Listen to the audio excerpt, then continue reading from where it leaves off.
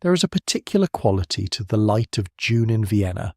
It falls in long golden bars through the tall windows of the coffee houses on the Ringstrasse, catching the steam from 1,000 porcelain cups, illuminating the pages of a dozen newspapers spread across marble tabletops, and resting gently and without urgency on the shoulders of a city that believes, with every fibre of its elegant existence, that it will go on like this forever.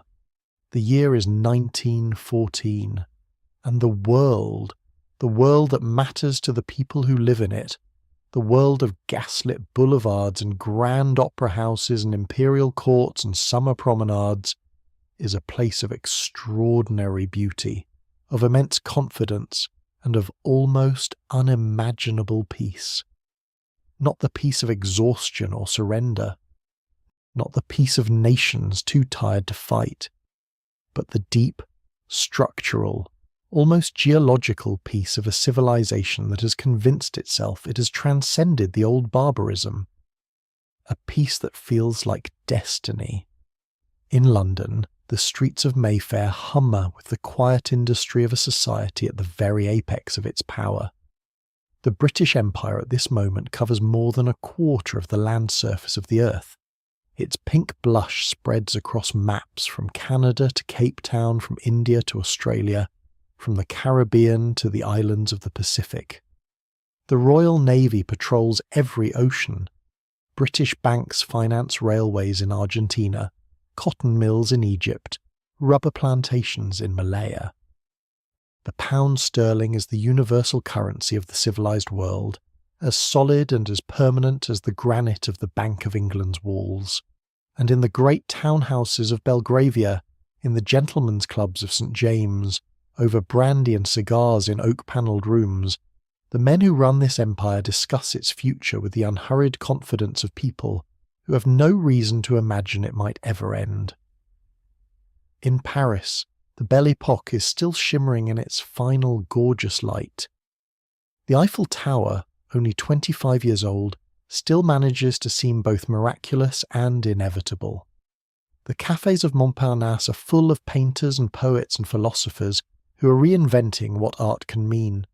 Picasso is there, Matisse is there, Apollinaire is there.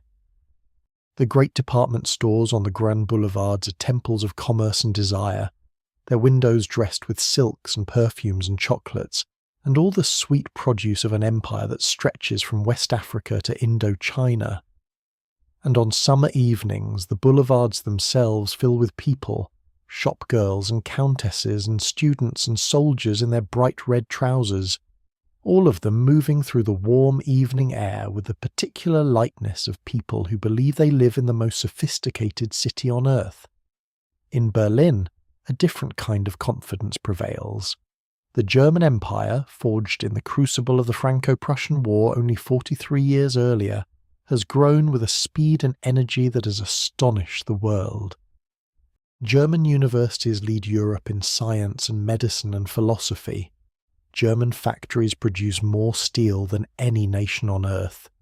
German chemists are inventing things: synthetic dyes, synthetic fertilizers, aspirin, the foundations of the modern pharmaceutical industry, at a pace that makes every other nation feel slightly behind. The broad avenues of the new imperial capital, still smelling faintly of fresh stone and ambition, are lined with monumental buildings that proclaim, in every stone and frieze and column, that Germany has arrived, that this is a nation with a future proportionate to its enormous present. And in Vienna, the old heart of the Habsburg Empire, time moves differently. The Austro-Hungarian Empire is an extraordinary thing, a confederation of 12 major nationalities, 16 languages, and centuries of accumulated complexity, held together by the person of the Emperor Franz Joseph, who's been on the throne since 1848, and who now, at 83 years old, embodies in his ancient, dignified, slightly melancholy person the entire principle of continuity itself. He rises every morning at 4 o'clock. He works at his desk for 12 hours. He receives ministers and ambassadors with the precise, unhurried courtesy of a man who's been doing this for 66 years and who fully intends to do it for 66 more. Around him, Vienna hums and glitters and argues and creates. Freud is there, mapping the dark territories of the unconscious mind. Klimt is there, painting his golden, sensuous canvases. Mahler's symphonies still echo in the great concert halls, and in the coffee houses the intellectuals argue about everything, about politics and art and music and philosophy, with the passionate intensity of people who have nothing more urgent to worry about than the life of the mind. In St. Petersburg, the Winter Palace gleams above the frozen Neva, and inside it, in rooms of malachite and gold, the Romanov dynasty pursues its strange twilit existence. Tsar Nicholas II is a gentle, indecisive man who finds the enormous weight of ruling 1/6 of the Earth's land surface almost physically oppressive. He prefers the company of his wife and 5 children. He loves long walks and bicycling and playing dominoes in the evening. He is by all accounts a devoted father, a faithful husband, and a thoroughly unsuitable autocrat. But Russia is vast beyond imagination, stretching from the Baltic to the Pacific, from the Arctic to the deserts of Central Asia, and someone has to rule it. So he sits on the throne of the Romanovs and tries his best and worries endlessly, and cannot quite shake the feeling that something terrible is coming. And in Constantinople, the sick old man of Europe, as the Ottoman Empire has been called for 100 years, clings to its last fragments of power, its sultans and grand viziers navigating the treacherous currents of great power politics with the desperate skill of men who know that their empire has been dying for a century and are determined that the death, when it finally comes, should at least be dignified. This is the world of 1914, a world of empires and emperors, a world of gold and glamour and gaslight, a world that has not seen a major European war in 40 years since the Franco-Prussian conflict of 1870 and 1871, and that has convinced itself, through an act of collective imagination so complete it has almost become reality, that such wars belong to the past, that civilization has evolved beyond them, that the nations of Europe, bound together by trade and technology, and the intricate web of dynastic marriage, for all the great royal houses are cousins, literally, related by blood and ancestry, could never again descend into the kind of wholesale slaughter that had periodically convulsed the continent in earlier centuries. There is even a theory to support this confidence. The economist Norman Angell had published a book in 1909, revised and expanded in 1910, called The Great Illusion, which argued with apparently irresistible logic that a major European war had become economically impossible. The nations of Europe were so deeply interdependent, their economies so thoroughly intertwined, their financial systems so delicately interlocked, that any large-scale conflict would immediately collapse the entire structure of international commerce and finance, ruining victor and vanquished alike. It was a brilliantly argued book, widely praised and widely read. It won its author enormous renown. It was, as we now know, entirely and catastrophically wrong. But in the summer of 1914, it still felt right. The crowd still gathered in the parks on Sunday afternoons to hear the military bands play. The society magazines still photographed the season's debutantes in their white dresses. The steamships still crossed the Atlantic with their precious cargoes of first-class passengers and steerage emigrants. The factories still ran day and night producing the goods of a modern industrial civilization. And the newspapers, while they reported with the habitual anxiety of newspapers on the various crises and tensions that periodically disturbed the international landscape, did so with the underlying assumption that these things would resolve, as they always had, through the measured application of diplomacy and reason. It was, in the precise and terrible sense of the word, the last normal summer the old world would ever know. Because underneath all this beauty and confidence and apparent permanence, the old world was already riddled with the cracks and pressures that would, within a few catastrophic weeks, bring the entire structure crashing down. The empires were not as solid as they looked. The peace was not as durable as it felt. The great powers had been arming themselves for decades with an industriousness and ingenuity that, in the light of what was about to happen, looks less like prudence than like a collective death wish. The alliances that were supposed to preserve stability had instead created a system of interlocking commitments so rigid and so comprehensive that a single act of violence in a small Balkan city could, within 5 weeks, set all of Europe ablaze. This is the story of how that happened, of how the most prosperous, sophisticated and self-confident civilization the world had ever produced walked, with open eyes, into an abyss of its own making. Of how millions of young men who had never wanted to hurt anyone were fed, year after year, into the grinding machinery of industrial warfare. Of how the great empires of the 19th century, Habsburg, Hohenzollern, Romanov, Ottoman, crumbled into dust and were replaced by something new, something uncertain, something that in many cases turned out to be far worse. This is the story of how World War I destroyed the old world forever, the concert of Europe and the age of empires. To understand what was destroyed, we must first understand what was there. And what was there, in the decades leading up to 1914, was something genuinely impressive. A European civilization that had, over the course of the 19th century, achieved levels of material prosperity, scientific understanding, and institutional sophistication that had no precedent in human history. The Industrial Revolution, which had begun in Britain in the late 18th century and had spread across Europe and North America throughout the 19th, had transformed the physical landscape of the world in ways that would have seemed miraculous to any earlier generation. Railways laced the continents, steamships crossed the oceans. The telegraph and then the telephone connected people across thousands of miles in minutes. Electric lighting was replacing gaslight in the cities.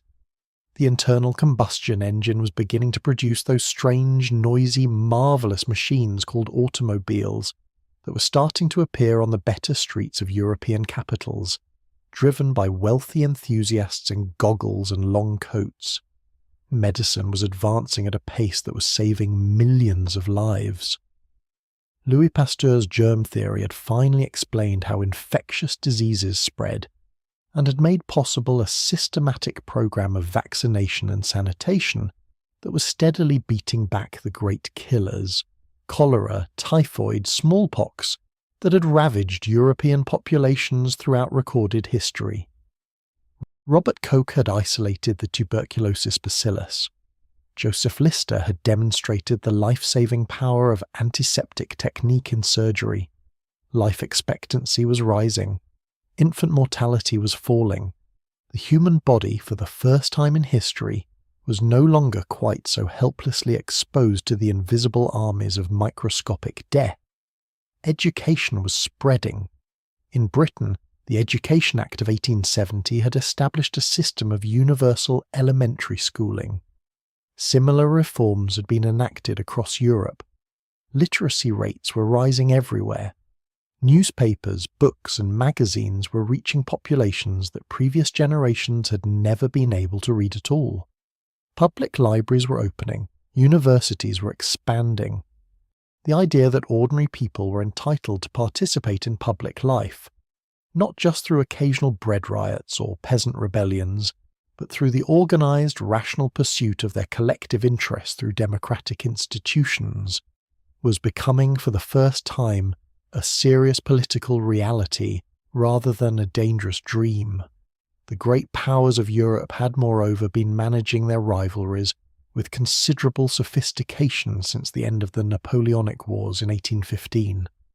The concert of Europe, the informal system of great power consultation that the statesmen of the Vienna Congress had established had created a framework for resolving crises that had served remarkably well for a century.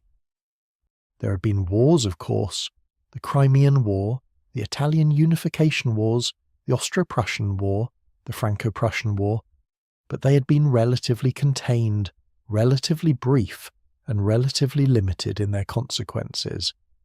The great powers had demonstrated repeatedly that they could pull back from the brink. The most recent example had been remarkably recent. Between 1912 and 1913, the Balkan Wars, two separate conflicts in which the Balkan nations had first combined to drive the Ottomans from most of their remaining European territories, and then immediately turned on each other to divide the spoils, had created exactly the kind of dangerous, destabilizing chaos that great power statesmen most feared. But in 1913, the great powers had convened a conference in London, hammered out a settlement, and produced a new map of the Balkans without any of them going to war against each other. It had been messy and unsatisfying and had left almost everyone feeling cheated, but it had worked. The crisis had passed. And so in the summer of 1914, there was reasonable cause for the prevailing optimism. Not perhaps as much cause as the most confident observers believed. The fissures were deeper, the pressures more intense, the mechanisms of escalation more hair-trigger than anyone fully realized. But some cause. The world was not obviously hurtling toward catastrophe. It was just tense. Tense in the way that a very old building is tense, its stones and timbers and foundations under stresses they can just barely bear, giving no outward sign of imminent collapse until the moment when everything gives way at once. The alliance system, peace through mutual assured destruction. The most significant of these hidden stresses was the alliance system. Over the preceding 4 decades, the great powers of Europe had organized themselves into 2 armed camps, each bound to the other by a web of treaties, promises, and obligations that were intended to deter aggression, but had instead created a mechanism for turning any local conflict into a general war. The system had its origins in the genius and the anxiety of Otto von Bismarck, the Iron Chancellor who had unified Germany, and then spent the next 2 decades trying to keep the peace he had made. Bismarck's great fear was a 2-front war, a simultaneous conflict with France to the west and Russia to the east, which would crush Germany between 2 massive armies and almost certainly destroy everything he had built. To prevent this, he'd constructed an elaborate system of alliances designed to keep France isolated and Russia friendly. The central pillar was the dual alliance of 1879 between Germany and Austria-Hungary, which committed each power to support the other if attacked by Russia. In 1882, Italy was added to create the Triple Alliance. Meanwhile, Bismarck maintained a separate secret treaty with Russia, the so-called Reinsurance Treaty, which committed each side to benevolent neutrality if the other was attacked. It was a masterpiece of diplomatic juggling, keeping everyone connected to Germany, everyone dependent on Germany's goodwill, and the potential adversaries isolated from each other. But Bismarck was dismissed in 1890 by the new Kaiser, Wilhelm II, a young man of 28 who found the old Chancellor's cautious, complex diplomacy insufficiently bold and insufficiently German.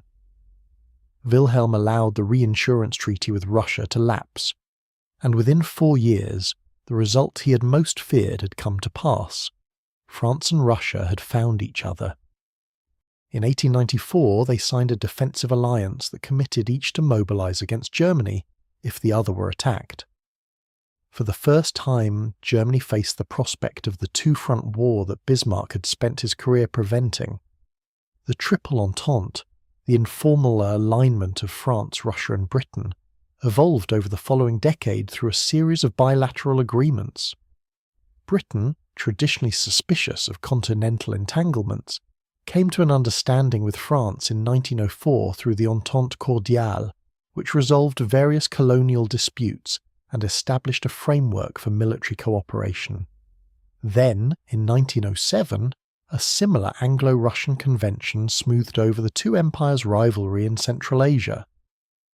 The result was not a formal treaty of alliance. Britain was not legally committed to fight alongside France and Russia, but it was close enough to one that the Germans could not ignore it. By 1914, Europe was divided into two armed camps. On one side, Germany, Austria, Hungary and Italy, though Italy's commitment was increasingly uncertain. On the other, France, Russia and Britain, with Britain's precise obligations still deliberately vague. Each side had invested enormous resources in building up its military strength. Germany had the finest army in the world, with a highly trained officer corps, a general staff of legendary efficiency, and the most modern equipment. France had rebuilt its shattered military after 1871 and had created an army animated by a fierce, almost messianic desire to recover the lost provinces of Alsace and Lorraine. Russia's army was the largest in the world, if the least well equipped. Britain's navy ruled the waves with a confidence that had not been seriously challenged since Trafalgar.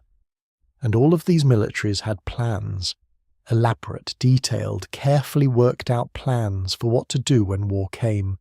The most famous was Germany's Schlieffen Plan, developed by the former chief of the German General Staff, Alfred von Schlieffen, and refined by his successors.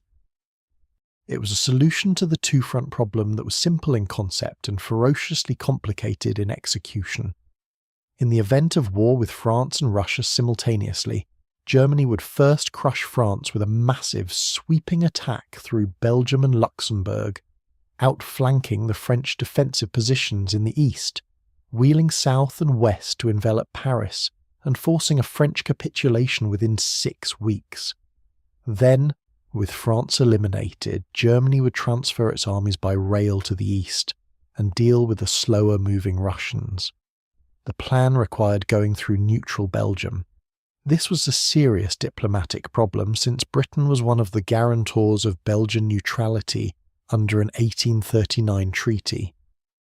But the German planners had concluded that British intervention was likely in any case, and that the military advantages of the Belgian route outweighed the diplomatic costs. It was a calculation that would prove catastrophically wrong. What all these plans shared, and what made the summer of 1914 so terrifyingly dangerous, was their rigidity. They were not suggestions, they were timetables, precisely scheduled railway movements, mobilization sequences that could not be interrupted once started without creating chaos. When the Austrian Chief of Staff Konrad von Hotzendorf submitted a war plan to his civilian masters, he was not offering them an option. He was presenting them with the only option. Once the order to mobilize was given, there was no stepping back. The trains began to run. And the trains, once running, could not easily be stopped. The powder keg, nationalism, colonialism, and the roots of rage.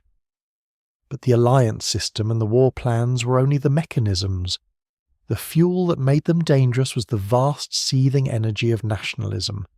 The idea, increasingly powerful in the 19th century and almost irresistible by the 20th, that every distinct people was entitled to its own state, its own sovereign territory, its own destiny.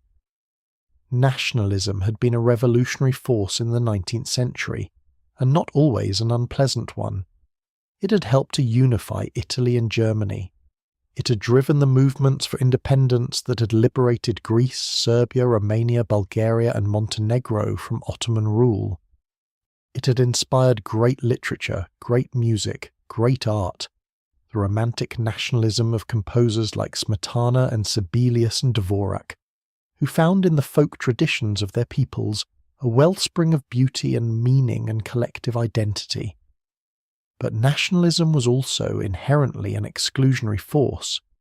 To define who belongs to the nation is necessarily to define who does not, and in an empire like Austria-Hungary, where Germans and Hungarians and Czechs and Poles and Croats and Slovenes and Serbs and Romanians and Italians all lived together in a complicated, ancient, overlapping pattern of communities and languages and loyalties, nationalism was not a liberating force.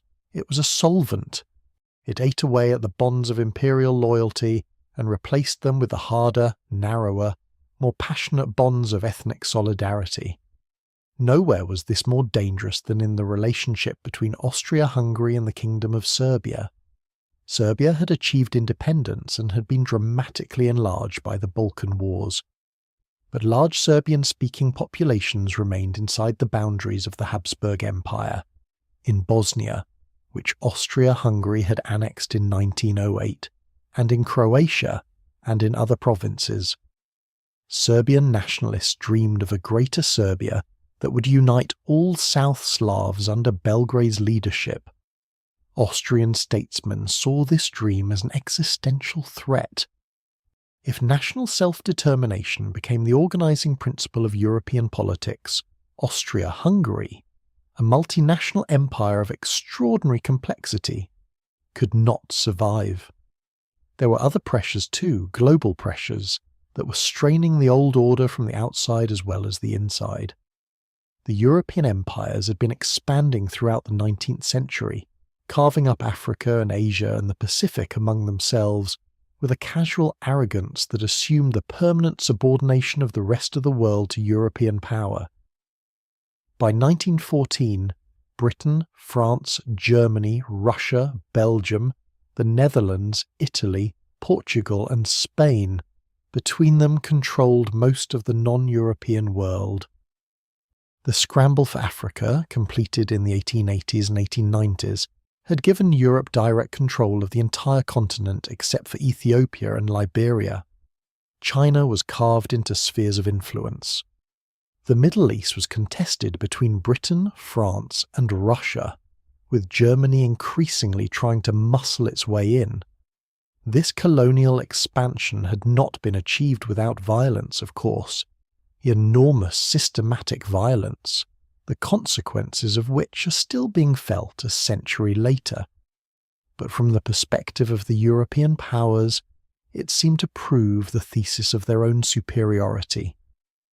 If Britain could rule India with a few thousand officials and a relatively small army, if France could maintain an empire of 10 million square kilometres with modest resources, that seemed to confirm that European civilization really was at the apex of human development, that its dominance was natural and inevitable and essentially benign. What this view missed was the pressure that colonial competition was generating between the European powers themselves. Every time Germany or Britain or France or Russia tried to expand its influence in some corner of the world, it risked running into one of the others. The Morocco crises of 1905 and 1911, when Germany challenged France's claim to dominate Morocco, had brought Europe frighteningly close to a major war. The rivalry between Austria-Hungary and Russia in the Balkans, each supporting different client states and different visions of what the post-Ottoman order should look like, was a source of permanent grinding tension, and beneath all of it ran the deepest anxiety of all, the fear that Germany, the newest and most dynamic of the great powers, was growing so fast that it would eventually upset the entire balance of power, and that the other powers needed to act somehow before it was too late. This was the world of the summer of 1914, beautiful, confident, rich, and underneath it all, more frightened than it knew. Sarajevo, June 28th, 1914. The Archduke Franz Ferdinand was not a popular man.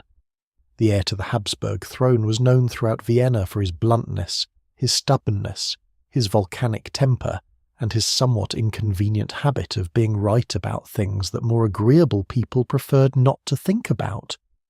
He'd made enemies at court by insisting on marrying Sophie Chotek, a Czech countess, against the opposition of the emperor, and had lived for years under the humiliation of court protocols that refused to acknowledge his wife as his equal.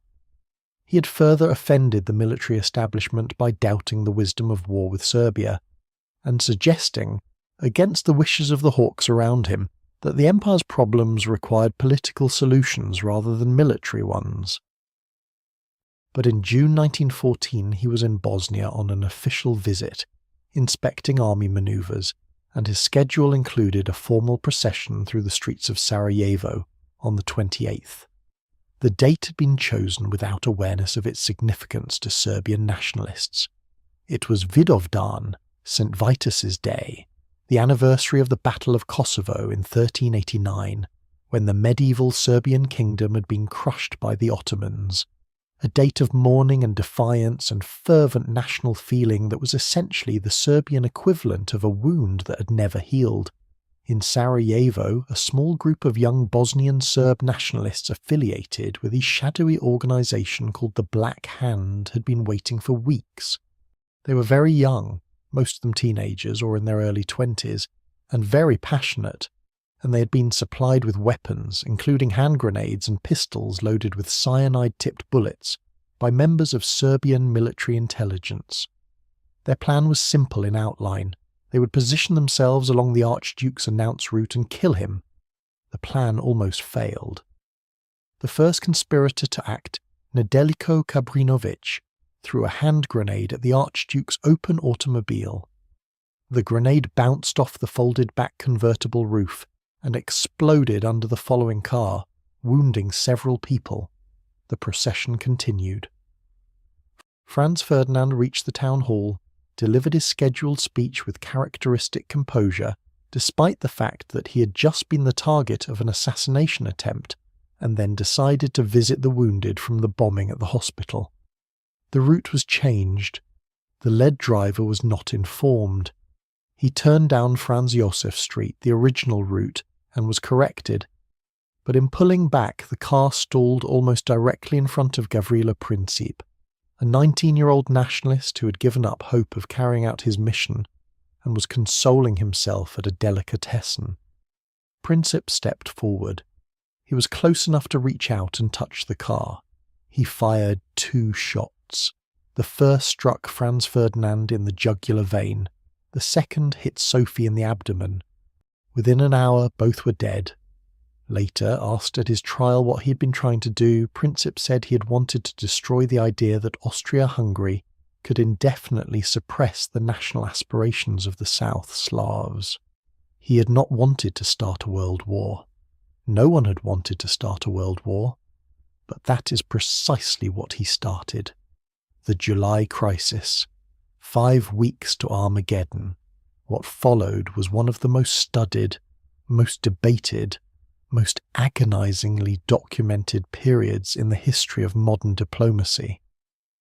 The 5 weeks between the assassination on June 28th and the general outbreak of war on August 4th constitute a slow-motion catastrophe of human error, miscalculation, fear, arrogance, and tragic irony.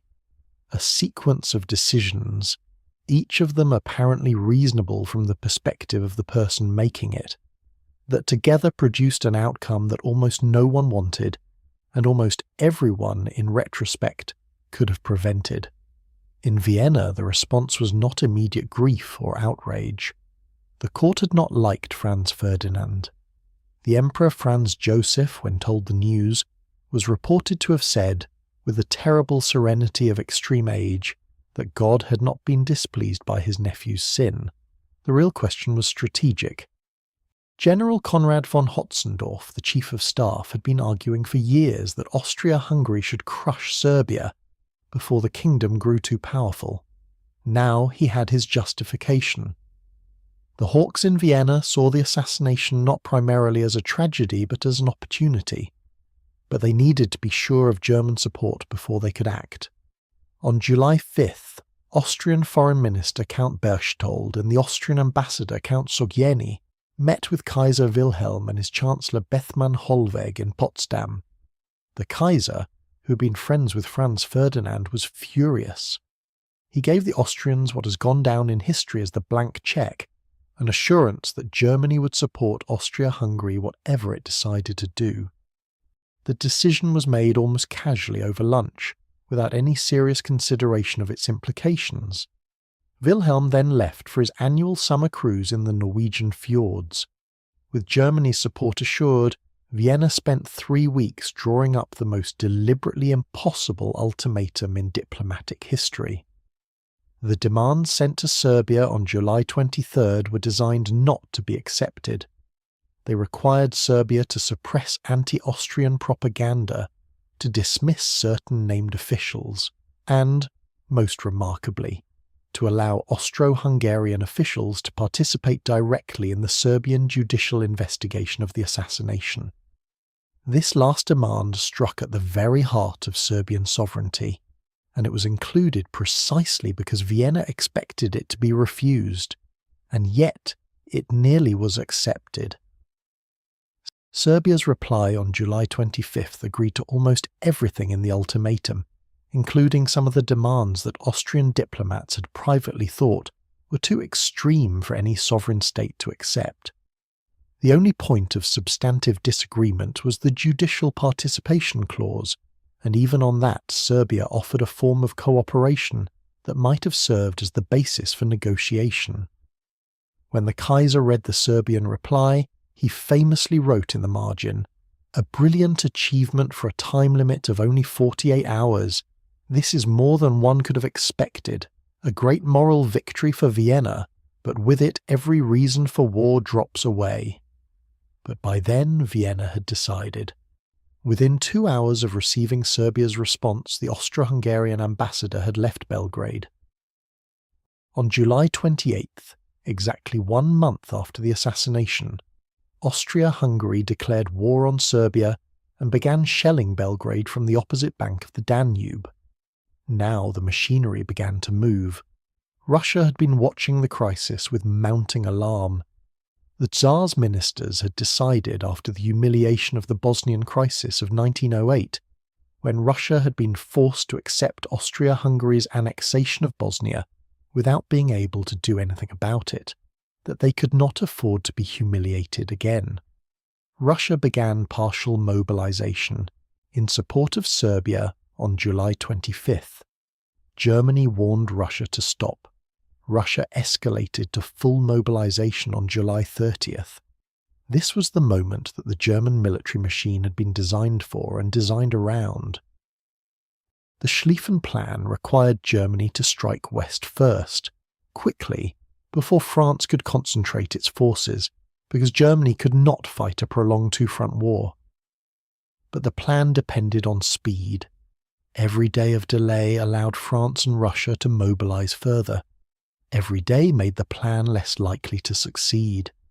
And once Russia began full mobilization, German military thinking allowed for only one response: immediate mobilization and immediate war. On July 31st, Germany issued an ultimatum to Russia demanding it halt mobilization within 12 hours. No response came. On August 1st, Germany declared war on Russia. On August 3rd, Germany declared war on France.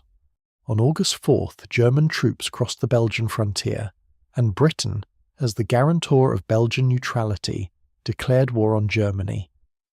In 5 weeks, a regional dispute in the Balkans had become a world war. 6 of the 7 great powers of Europe were at war. The system that was supposed to maintain peace had instead amplified a small crisis into a catastrophic one, because every decision made by every player in the game had seemed logical and necessary from their individual perspective, even as the cumulative effect of all those logical decisions was to produce the most destructive war in the history of civilization. The journalist and politician E.D. Morel, watching the catastrophe unfold from London, wrote with grim prescience, "We are witnesses of one of the greatest crimes ever perpetuated against human civilization, carried out in the name of civilization itself." He was right, and the crime was still only beginning. The end of romance, August 1914. When the armies marched in August 1914, they marched with confidence. Not the brittle, defensive confidence of men who feared what was coming, but the bright, intoxicating confidence of men who believed they understood what war was, who had read about Waterloo and Austerlitz and Gettysburg and thought they knew the shape of the thing. Men who believed in the decisive charge, the glorious battle, the clean professional victory, and then the triumphant return home by Christmas. In Germany, the young men who crowded the railway stations sang the same songs their grandfathers had sung in 1870. In France, the regiments who marched east wore the same scarlet trousers and blue coats that had looked so splendid at the grand reviews, colours chosen for their visual impact in formal military display, quite unsuited to the reality of modern combat. In Britain, Kitchener's new army would eventually number 3 million volunteers, young men who had never imagined themselves soldiers lining up at recruiting offices across the country, moved by a combination of patriotic feeling, social pressure, and genuine belief that this was a just cause and an exciting adventure. The professional soldiers knew better, some of them. The German army had studied the American Civil War and the Russo-Japanese War, and had understood, intellectually, that modern weaponry had transformed the tactical equation in ways that favoured defence over attack. Machine guns could lay down enormous volumes of fire. Modern artillery could destroy positions that earlier armies would have considered impregnable. Barbed wire, that humble invention of the American frontier, could hold up an assault for critical minutes, long enough for defenders to cut the attackers to pieces. Trenches dug in the modern way, with proper traverses and dugouts and communication lines, were extraordinarily difficult to take by direct assault. But knowing something intellectually and accepting its implications are very different things. The French army had, in the decade before the war, developed a tactical doctrine that essentially ignored all of this. Influenced by a military theorist called Colonel Louis de Grandmaison, the French army embraced the idea of the offensive or outrance, attack to the utmost. The French soldiers' courage and élan were sufficient to overcome any tactical disadvantage. The moral superiority of the attacker would triumph over the material advantages of the defender. This doctrine was not just wrong, it was catastrophically, murderously wrong, and it would be written in blood across the fields of Belgium and northeastern France in the late summer and autumn of 1914. The opening months of the war saw battles on a scale and with a ferocity that had no precedent in modern European experience. In the Battle of the Frontiers in August 1914, as the German and French and British armies collided in Belgium and Lorraine, the French army suffered losses so severe that it is still almost impossible to comprehend. In the single month of August 1914, France lost approximately 75,000 men killed, a rate of roughly 2,500 dead per day. The Battle of the Marne in September, which stopped the German advance and saved Paris, was fought across a front of hundreds of kilometres at a cost of more than 200,000 casualties on each side. These are numbers so large that they have a tendency to dull the imagination. But behind each number was a person, a young man from Normandy or Bavaria or the East End of London who had been alive and hopeful and full of plans a few weeks earlier, and who was now lying in a muddy field in France with a bullet through his chest or a piece of shrapnel in his skull, or who had simply vanished in the explosion of an artillery shell that had left not even a body to bury. The trenches, a world without end. By November 1914, the open war of manoeuvre that both sides had imagined was over. The German advance had been stopped at the Marne, the Allied pursuit had been stopped in its turn, and then, as both sides tried to outflank each other in a series of desperate movements known as the Race to the Sea, they found themselves unable to get around each other's flanks because the flanks kept extending further and further north until they reached the English Channel. The result was a continuous front line of about 470 miles, running from the Belgian coast to the Swiss frontier, a line of trenches that, with various modifications, would remain essentially unchanged for the next 3.5 years. Nothing in human history had produced anything quite like the Western Front.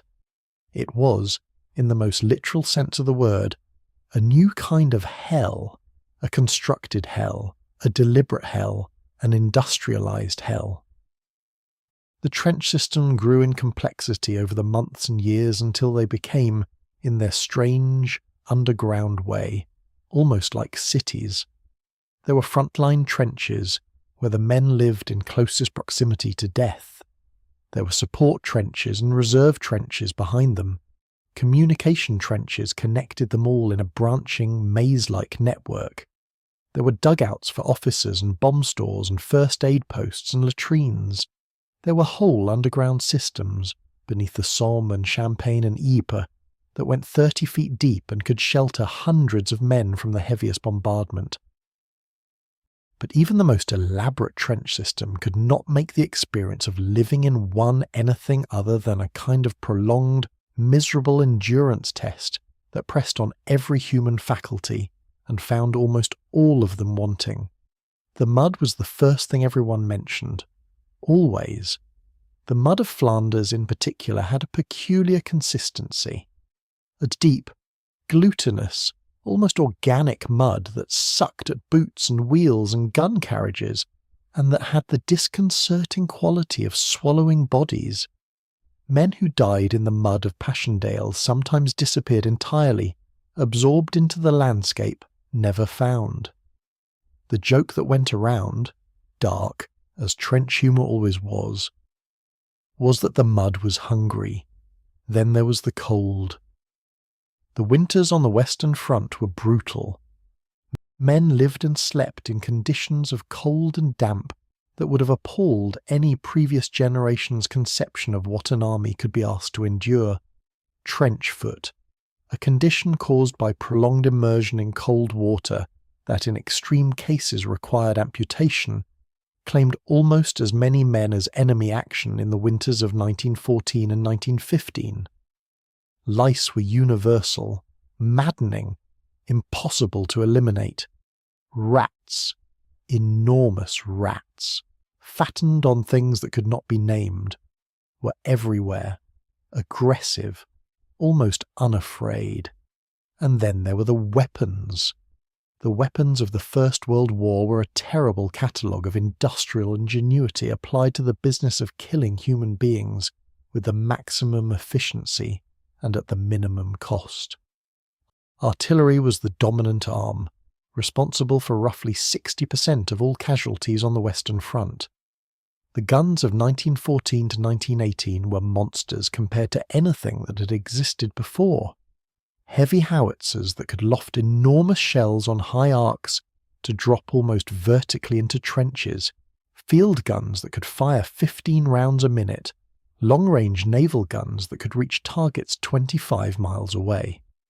A major artillery bombardment, like the one that opened the Battle of the Somme on July 1st, 1916, in which the British fired 1.5 million shells over 7 days, created a noise and a concussion that could be felt and heard across the English Channel.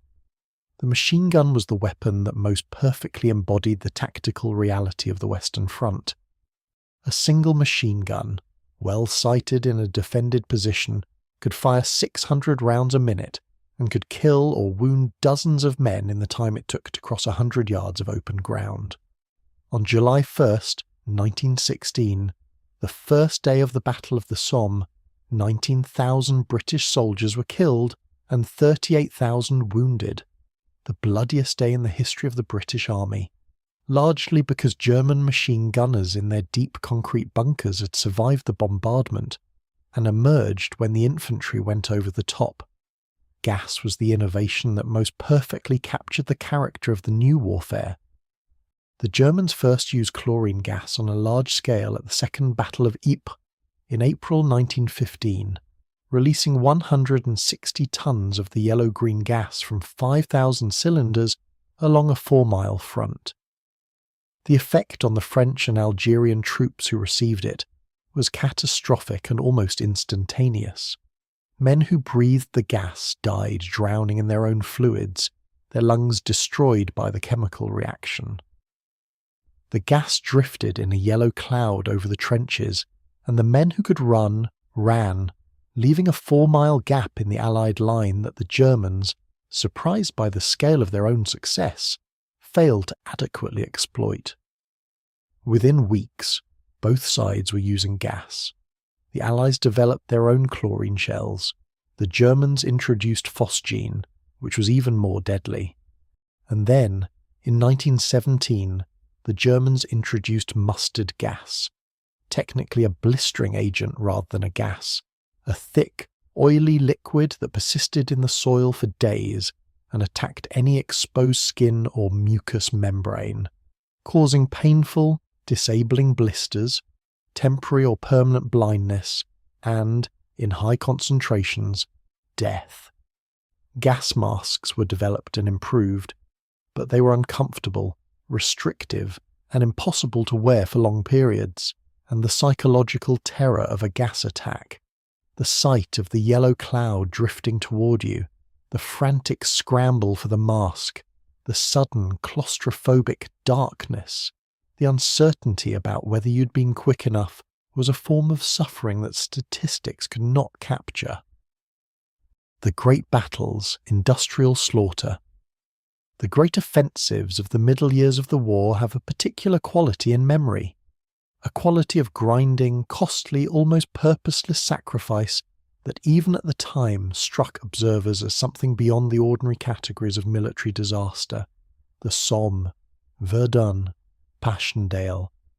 These names have entered the language as bywords for futility and waste, and they deserve to be treated with some care, because behind the shorthand of collective memory, there are specific, particular catastrophes that deserve to be described. Verdun began in February 1916, when the German Chief of Staff, Erich von Falkenhayn, launched an offensive at the ancient fortress city on the Meuse that was explicitly designed not to achieve a breakthrough, but to inflict losses.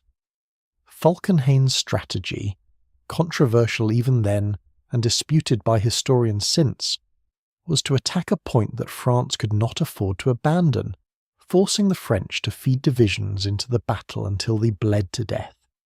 He was not wrong about the French commitment. France rotated almost every division it possessed through the hell of Verdun over the course of 10 months. The German commitment was similarly comprehensive. The Battle of Verdun lasted 300 days. It was fought over a tiny area, perhaps 15 square kilometres at its maximum extent. By the time it ended in December 1916, with the lines roughly where they had been at the start, France had suffered approximately 162,000 dead and 216,000 wounded. Germany had suffered roughly similar losses. The total casualty figure approaches 1 million men for a battle that achieved nothing except the demonstration that both sides were willing to die in enormous numbers for a few hundred meters of blasted, poisoned ground. The Somme was different in conception, but similar in consequence. Launched on July 1st, 1916, partly to relieve pressure on the French at Verdun, partly because British Commander-in-Chief Sir Douglas Haig genuinely believed that a major offensive might break through the German lines and restore open warfare, it became instead the defining catastrophe of British military history. The first day alone, that terrible July 1st with its 19,000 dead, remains the bloodiest single day in the history of the British Army. By the time the battle ended in November, the British and Commonwealth forces had suffered approximately 420,000 casualties. French casualties added another 200,000. German casualties were perhaps 500,000. The advance achieved over 4.5 months of fighting was, at its deepest, about 8 miles. These battles were not simply failures of generalship, though there was certainly failure of generalship in them. They were the product of a genuine, intractable tactical dilemma that the military technology of 1914 to 1918 had created but not yet resolved. To break through the German defensive lines, you needed to suppress the enemy's machine guns and artillery. To suppress them, you needed a massive artillery bombardment. But a massive artillery bombardment destroyed the ground over which your infantry had to advance, turning it into a cratered moonscape that slowed movement to a crawl. And by the time the bombardment lifted and the infantry went forward, the defenders, who had survived in their deep bunkers, had time to emerge, set up their machine guns and cut down the attacking infantry before it could reach the undamaged reserve lines. It was a problem that required new technology to solve, and the technology was eventually developed. Tanks, first used on the Somme in September 1916, were the key. But it took years to develop them in sufficient numbers and with sufficient tactical sophistication to make a difference. And by the time the Allies had mastered the combination of tanks, artillery, aircraft and infantry coordination that finally cracked the German lines in the last 100 days of the war in 1918, the cost had been millions of lives. Meanwhile, on the Eastern Front, the war had taken a different but equally terrible form. The vast distances and the less developed railway infrastructure of Eastern Europe meant that the Eastern Front was more fluid than the Western. Armies could and did advance and retreat over hundreds of kilometres, but this mobility made the war no less bloody. The Russian army, the largest in the world at the start of the war, suffered casualties so catastrophic that by 1917 they had essentially broken the social and institutional structures that held Tsarist Russia together. The Brusilov offensive of 1916, one of the most brilliantly conceived and executed operations of the war, cost Russia nearly 1 million casualties in achieving what was briefly an astonishing breakthrough. It could not be sustained. Nothing could be sustained at these rates. Russia, revolution, and the end of the Romanovs. By the winter of 1916 to 1917, Russia was coming apart. The war had exposed every weakness in the Tsarist system with brutal clarity.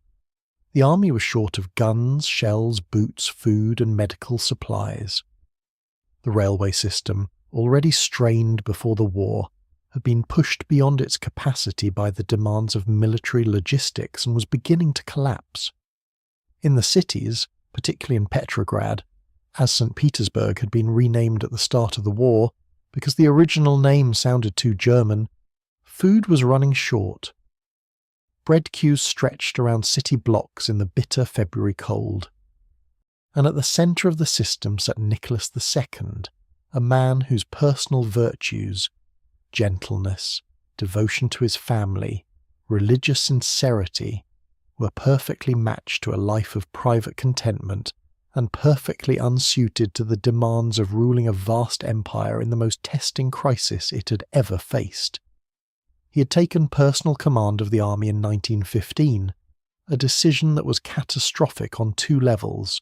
It removed him from Petrograd at exactly the moment when strong personal leadership of the government was most needed, and it ensured that when the military disasters came, as they did, they were personally associated with him rather than with his generals.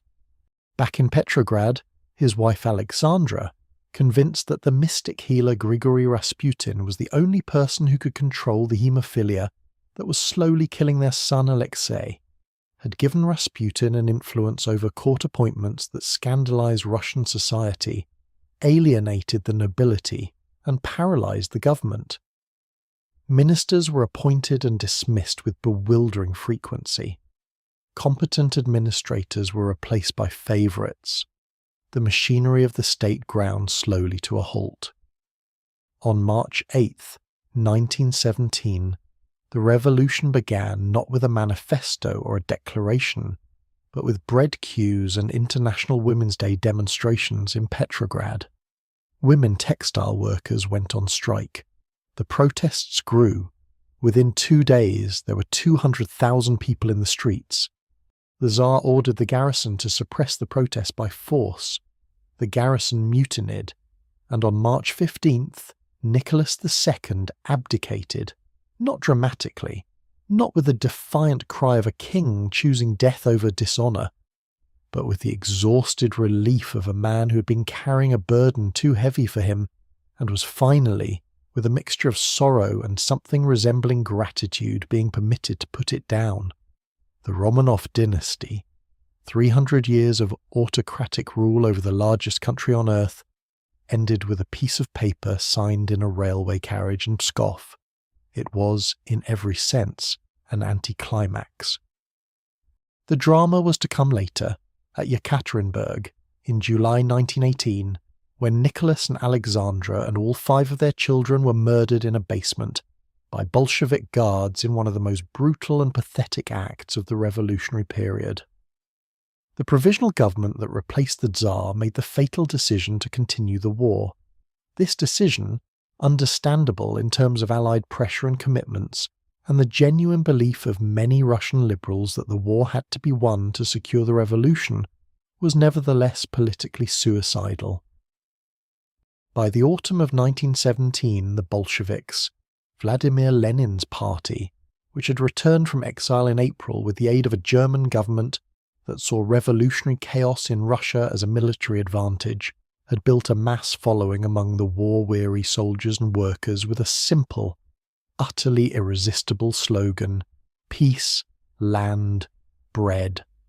On the night of October 25th, 1917, in the old Russian calendar, November 7th in the modern one, the Bolsheviks seized power in Petrograd in a coup of almost breathtaking ease. The Winter Palace fell to a force of soldiers and workers, while the provisional government's ministers sat inside drinking tea and waiting for a rescue that never came. It was the beginning of a new terror, the Red Terror, the Civil War, the famines and purges and gulags that would define the Soviet century. But in the immediate context of the First World War, it meant that Russia was out. In March 1918, Russia signed the Treaty of Brest-Litovsk, surrendering vast territories, Finland, the Baltic states, Poland, Ukraine, the Caucasus, to Germany and its allies in exchange for peace. The Ottoman Empire, the sick man, expires. The Ottoman Empire had entered the war in November 1914 on the side of the Central Powers, a decision driven partly by genuine ideological sympathy with Germany, partly by the calculation that a German victory offered the best chance of reversing the humiliations of the Balkan Wars, and partly by the influence of the Committee of Union and Progress, the Young Turks, who had effectively taken control of the empire and who believed that a dramatic demonstration of military strength was the only way to arrest the Ottoman Empire's long decline. It was a catastrophic miscalculation. The Ottoman Empire was simply not capable of fighting the kind of war that 1914 to 1918 demanded. Its railway system was primitive. Its industry was minimal. Its army, while capable of fighting with great courage in defensive positions, as the Allied forces discovered at Gallipoli in 1915, lacked the logistics and equipment to sustain offensive operations over any distance. The Gallipoli campaign of 1915 deserves particular attention because it represents one of the war's great might-have-beens. The idea was Winston Churchill's, then First Lord of the Admiralty, and it was genuinely strategically sound in conception. Force the Dardanelles straight, capture Constantinople, knock the Ottomans out of the war, open a supply route to Russia through the Black Sea, and possibly persuade the wavering Balkan states to join the Allied side. If it had succeeded, the war might have been significantly shortened, but it did not succeed. The naval attack on the Dardanelles in March 1915 was repulsed with significant losses. The subsequent land campaign, which began with the amphibious landings at Gallipoli on April 25, 1915, was a story of missed opportunities, inadequate resources, command failures, and the extraordinary defensive courage of the Turkish soldiers, commanded by a then unknown colonel named Mustafa Kemal, who on that first terrible morning of the landing drove his troops forward with words that have echoed through Turkish history ever since. "I am not ordering you to attack, I am ordering you to die. In the time that passes until we die, other troops and commanders can come and take our places." They died, and so did the attacking forces, British, Australian, New Zealand, French, Indian. The Anzac landings in particular, at a small cove that would give its name to a new national mythology, became the defining experience of a generation and of two new nations. The Australians and New Zealanders who fought and died on those impossible cliffs and ridges were doing so for the first time as something they recognised as distinctly themselves, not as subjects of the British Empire, but as Australians, as New Zealanders, with their own character and their own sacrifice and their own grief. The Gallipoli campaign ended in January 1916 with the evacuation of the Allied forces, one of the most skillfully executed retreats in military history, conducted under the nose of the enemy without a single casualty. But the strategic opportunity had been lost. The Ottomans survived. And in the context of the war's demands on all belligerents, the Ottoman government turned against the Armenian population of eastern Anatolia with a violence that has no parallel in the history of the First World War, and that would eventually be recognised in the painful vocabulary of the 20th century as genocide. The Armenian genocide, the systematic deportation, massacre, and death march of approximately 1 to 1.5 million Armenians between 1915 and 1917, was carried out by the Ottoman government under the cover of the war, justified on grounds of military security, and executed with a brutality that shocked even wartime observers. Ambassador Henry Morgenthau, the American representative in Constantinople, sent desperate cables to Washington describing what he was witnessing. His reports were received, noted, and not acted upon. The United States was not yet in the war, and was not inclined to intervene in what the Ottomans presented as an internal security matter. The Ottoman Empire survived the war, barely, but it did not survive the peace. The Treaty of Sèvres in 1920 proposed to partition the empire's remaining Anatolian heartland between Greece, France, Italy, and the nascent Armenian Republic. This produced a fierce nationalist reaction under Mustafa Kemal, who organised a new Turkish nationalist movement and fought a brutal war against the Greek invasion of Anatolia between 1919 and 1922.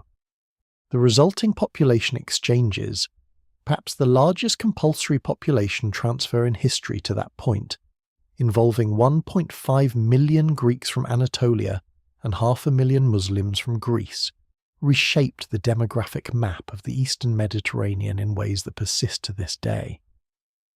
Out of the wreckage of the Ottoman Empire, Kemal, who would take the name Ataturk, father of the Turks, built a new secular Turkish republic on the ruins of the old imperial structure.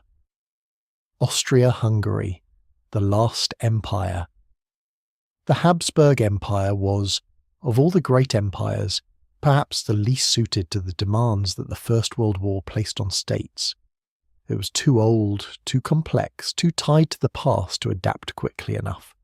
Its command structure was fragmented among competing national interests. Its political system was paralysed by the rivalry between Austria and Hungary, each of which had a form of self-government within the dual monarchy that made unified national decision-making enormously difficult. And its army, which bore the burden of fighting on 3 fronts simultaneously, against Serbia, against Russia, and later against Italy, was perpetually under-resourced and overextended. Franz Joseph, who'd been on the throne since before most of his subjects' parents were born, died on November the 21st, 1916, at the age of 86. He'd reigned for 68 years. He had seen the Metternich system, the revolutions of 1848, the defeat at Sadova, the exclusion from Germany, the birth of the dual monarchy, the occupation of Bosnia, the murder of his wife by an anarchist, the execution of his nephew Maximilian in Mexico, the suicide of his son Rudolf at Mayerling, and the assassination of his heir in Sarajevo. He had outlasted them all, and his death, solitary, hard-working, dignified, seemed to many to represent the end of something that had already, in all but name, passed away. His successor, the young Emperor Karl, was a man of genuine goodwill and genuine intelligence, who understood clearly that the empire needed peace, and who made several secret approaches to the Allies in 1917, through his wife's brother, to explore the possibility of a separate peace. These approaches came to nothing, partly because the Allies were not willing to concede enough to make a separate peace worth Austria-Hungary's while, and partly because when the French government revealed the secret contacts to Italy, which had been promised huge chunks of Austrian territory in exchange for joining the Allied side in 1915, the revelation destroyed the negotiations and humiliated Karl internationally. The empire disintegrated in October and November 1918 with a speed that surprised even those who had predicted it. The nationalities that had spent the war fighting under the Habsburg flag simply stopped. Czech soldiers put down their weapons and went home to Prague, where the new Czechoslovak Republic had been proclaimed. South Slav units dissolved and their members streamed towards Zagreb and Belgrade, where the new kingdom of Serbs, Croats and Slovenes was being assembled. The Poles went to Warsaw. The empire that had lasted 600 years was gone in weeks. The German Empire, defeat and revolution. Germany's collapse was the most dramatic, the most historically consequential, and in some ways the most psychologically complex of all the imperial endings of 1918. Because Germany did not lose the war through military collapse in the conventional sense. Its armies, which had been advancing in the east and still held foreign territory in the west, were defeated not by a single catastrophic military reverse, but by the slow, grinding accumulation of material pressure, the blockade that had been slowly starving Germany since 1914, the mounting losses on the Western Front that no longer could be replaced, the entry of the United States in 1917, which had added an inexhaustible reservoir of men and material to the Allied side, and the failure of the great Ludendorff offensives of the spring of 1918, Germany's last desperate gamble to win the war before the Americans arrived in force. The offensives of the spring of 1918 came astonishingly close to success. Using new infiltration tactics developed by General Oskar von Hutier, German forces smashed through the British lines on the Somme in March and came within 40 miles of Paris. The Allied situation was, for several terrifying weeks, genuinely desperate.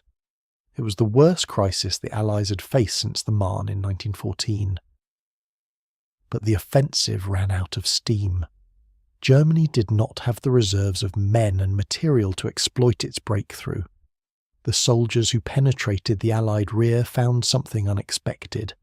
Not the blasted wasteland they had been living in for 4 years, but fields and shops and cafes full of goods that Germany's blockaded population had not seen for years. Many stopped to eat and drink and loot, not from indiscipline but from a desperate animal need.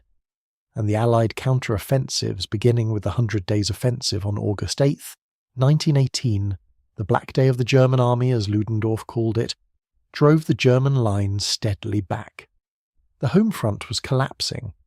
The naval mutinies at Kiel and Wilhelmshaven in October 1918, when sailors refused orders to steam out for what they correctly perceived to be a final suicidal battle, triggered a revolution that spread rapidly across Germany. Workers' and soldiers' councils, revolutionary committees modelled on the Russian Soviets, seized power in city after city.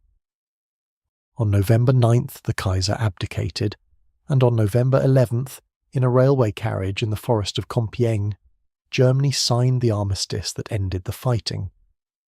But the way the war ended, with Germany still occupying foreign territory, with the German army still in the field, with no enemy soldier standing on German soil, planted the seeds of a legend that would have catastrophic consequences.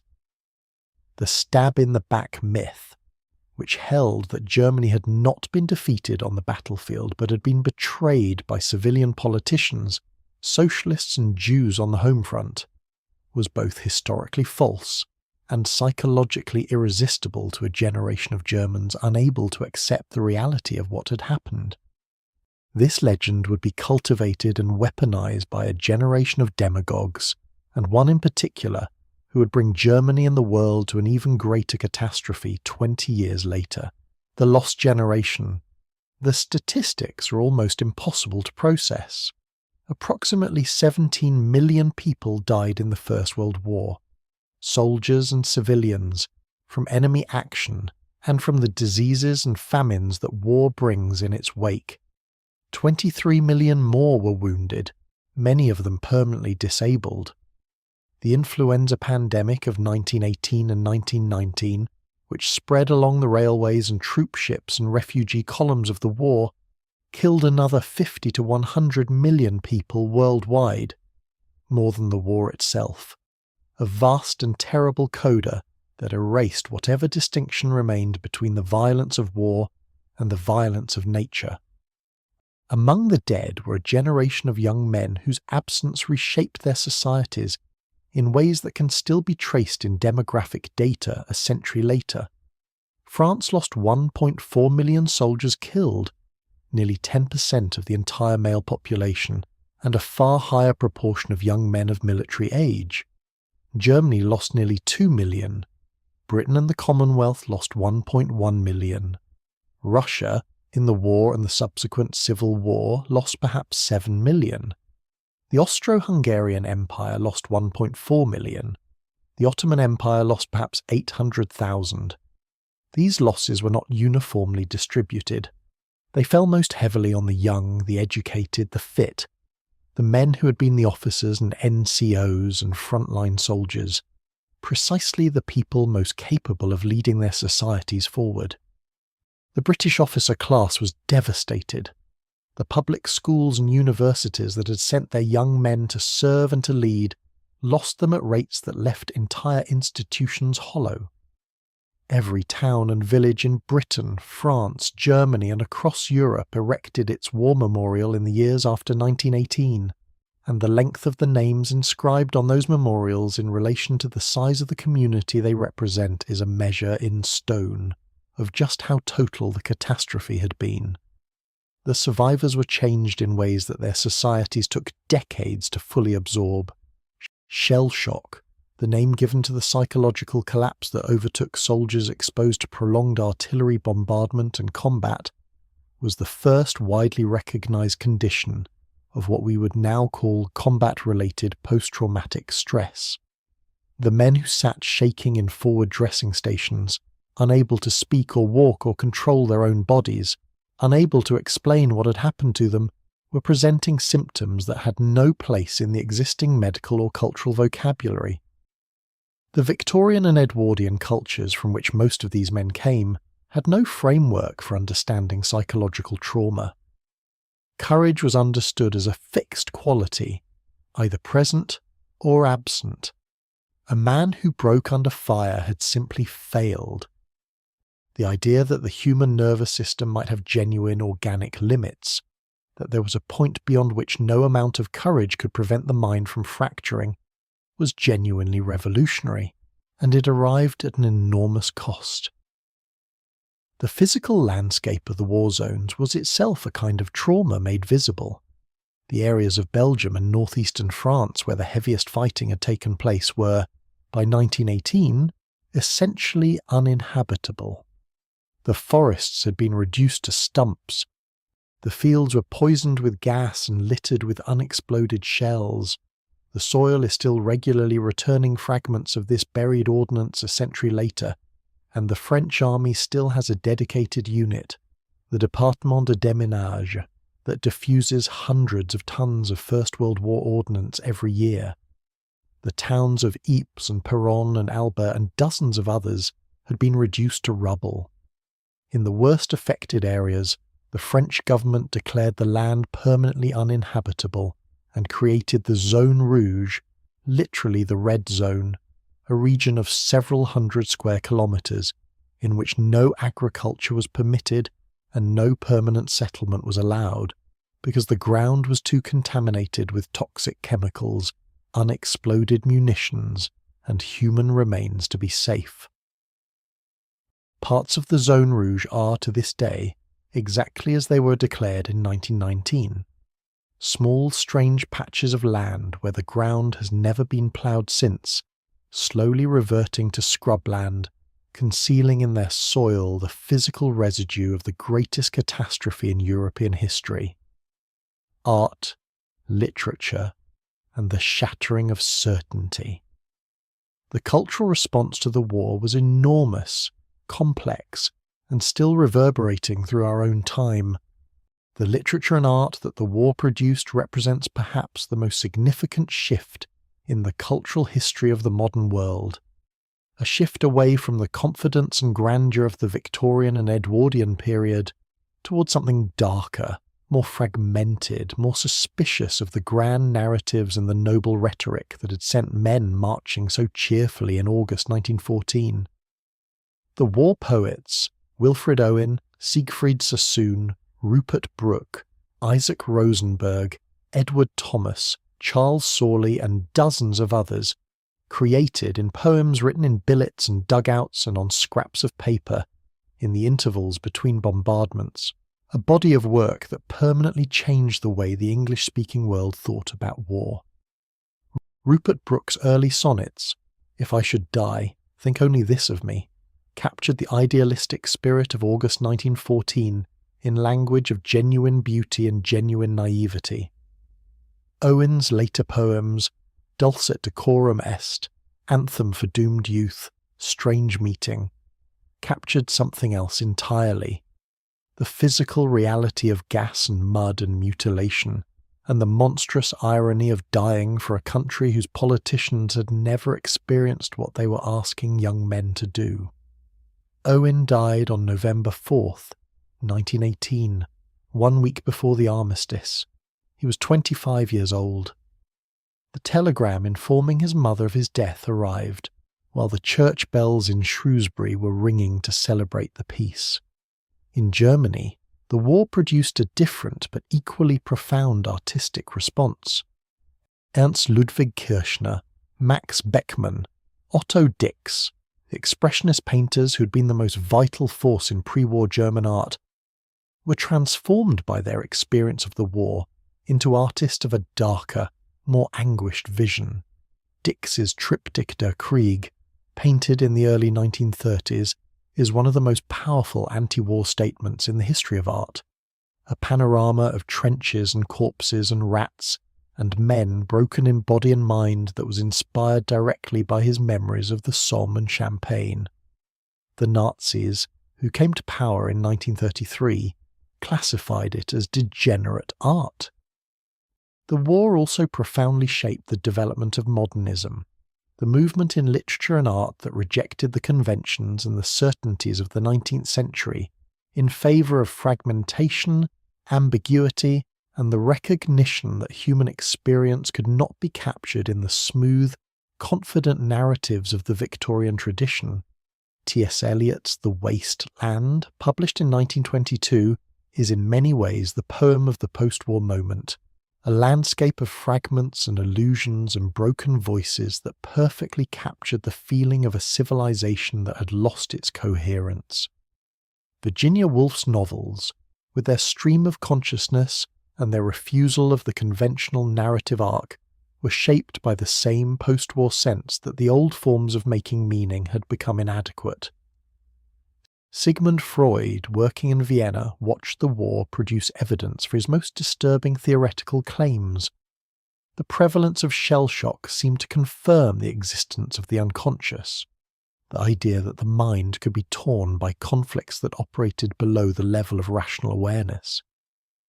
The death drive, Thanatos, the force that impelled the organism toward its own destruction, which Freud introduced in his 1920 essay Beyond the Pleasure Principle, was shaped by his observation of a civilization that had apparently chosen to destroy itself.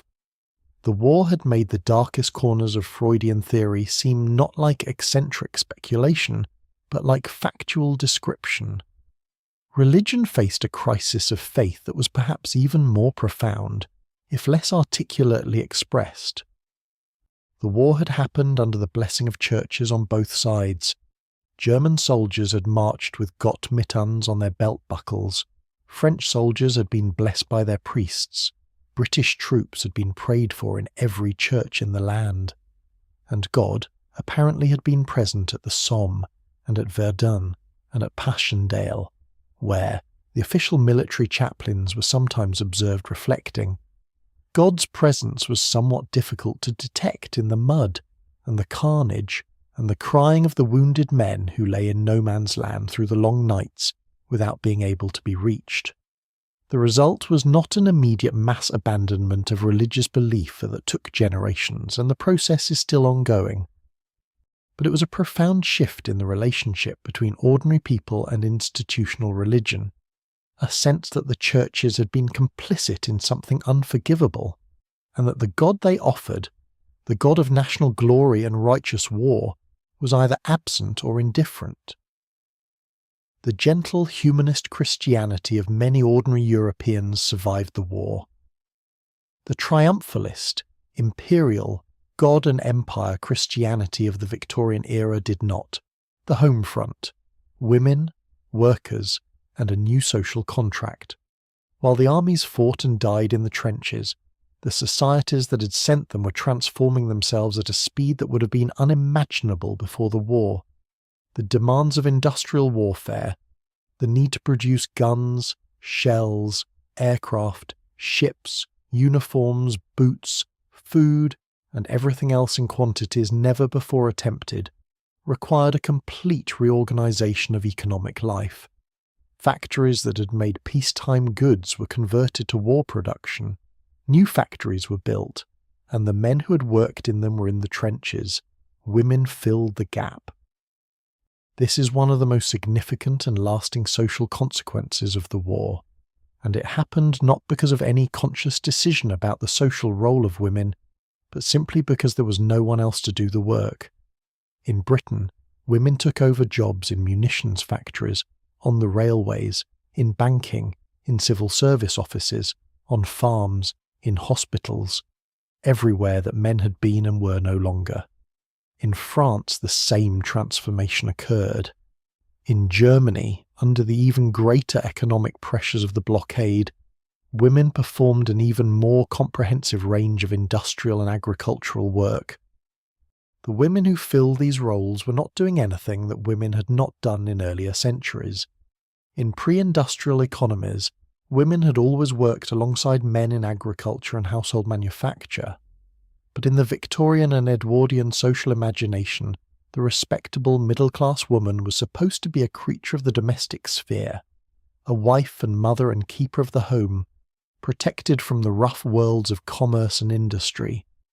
The war demolished this fantasy with brutal efficiency, because the fantasy could not survive the very practical question of who was going to make the shells, if not the women. And the women who did this work, who operated lathes and cranes and drove buses and delivered mail and nursed the wounded, did not in many cases intend to give up these roles when the war ended. They had discovered something that the domestic ideal had denied them, the pleasure of competence, of earning, of contributing visibly and measurably to the public life of their societies. The suffrage movements that had been campaigning before the war for women's right to vote could point, after it, to 4 years of evidence that women were capable of doing essentially everything that men could do. In Britain, women over 30 who met certain property qualifications received the vote in 1918, even before the war was over.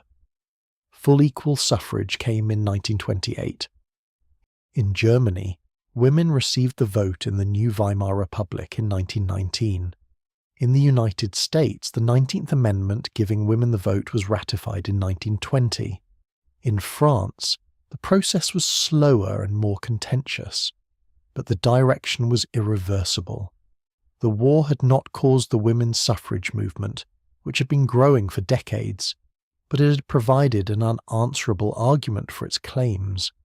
The home front transformation was not only about gender, it was about class. The war required a degree of national mobilization that overrode the ordinary mechanisms of class distinction and class conflict. Workers who had been on the receiving end of violent industrial disputes before the war, the great strikes of 1911 and 1912 in Britain, the labour conflicts in France and Germany and Russia, were now essential to the war effort in ways that gave them for the first time genuine leverage. Their cooperation could not simply be commanded. It had to be earned, negotiated, paid for in real improvements in wages and working conditions and eventually political representation. The social contract that emerged from the war was not the same in every country, and in some countries, Russia most dramatically, but also Hungary and parts of Germany, the failure to renegotiate the social contract adequately led to revolutionary upheaval. But the general direction was clear. The Victorian model of a society stratified by class and gender and managed by a relatively small ruling elite through a combination of deference, religion, and naked power was dying. The war was killing it by demonstrating, in the most direct and unavoidable way possible, that ordinary people, workers, farmers, women, colonized subjects, had contributions to make and sacrifices to bear that entitled them to a share in the decisions that affected their lives. The soldiers of empire, colonial troops, and the fracturing of empire. The First World War was not only a European war, though it began and ended in Europe. It was a global war, and it was fought by soldiers from every corner of the empires that the European powers had assembled over the preceding centuries. The contribution of these colonial soldiers, African, Asian, Middle Eastern, Pacific Islander, is one of the least remembered aspects of the war, and one of the most historically significant. Britain mobilized more than 1 million soldiers from the Indian subcontinent, Sikhs, Gurkhas, Rajputs, Punjabi Muslims, Pathans, Bengalis, men from every region and religion and ethnicity of the subcontinent, who fought on virtually every front of the war. They were at Gallipoli and at Mesopotamia, and on the Western Front, where Indian cavalry units arrived in the desperate autumn of 1914 and were used in some of the earliest battles of the war. The contribution of the Indian Army to the Allied war effort was enormous, and is still insufficiently acknowledged in the popular memory of the war in Britain. From across British Africa, nearly 1.5 million African men served as soldiers or as the vast anonymous armies of carriers who moved supplies through the trackless bush of East Africa, where a small force of German troops under General Paul von Lettow-Vorbeck conducted a guerrilla campaign of extraordinary skill and endurance that tied down British forces for the entire duration of the war. The carrier corps of the East African campaign suffered death rates from disease and exhaustion that were, in proportional terms, as high as any Western Front battle. Their story has been almost entirely lost to mainstream historical memory. France mobilized approximately 600,000 soldiers from its African colonies. Senegalese tirailleurs, Moroccan and Algerian and Tunisian troops who fought with great distinction on the Western Front and elsewhere. The tirailleurs Senegalais, often used in the most dangerous assault roles because French commanders believed, with the racist logic of the colonial era, that they were more naturally aggressive and less sensitive to pain than European soldiers, suffered correspondingly high losses. The war's effects on these colonial soldiers and their home societies were profound and destabilizing. Men who had gone to Europe as loyal subjects of their respective empires returned home, having seen something that would not leave them, the spectacle of the white empires destroying each other. They had seen European men frightened and confused and dying in the mud. They had seen the European ruling classes claim to superior competence and superior civilization, exposed as something other than it had seemed from the colonial periphery. They had fought alongside Europeans as equals, or near enough, and in some cases had been decorated and promoted and recognized as soldiers of quality.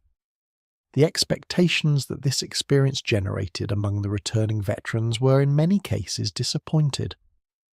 The promises of reform and recognition that colonial governments had made during the war, when they needed cooperation and recruitment, were quietly shelved once the war was over and the immediate need had passed.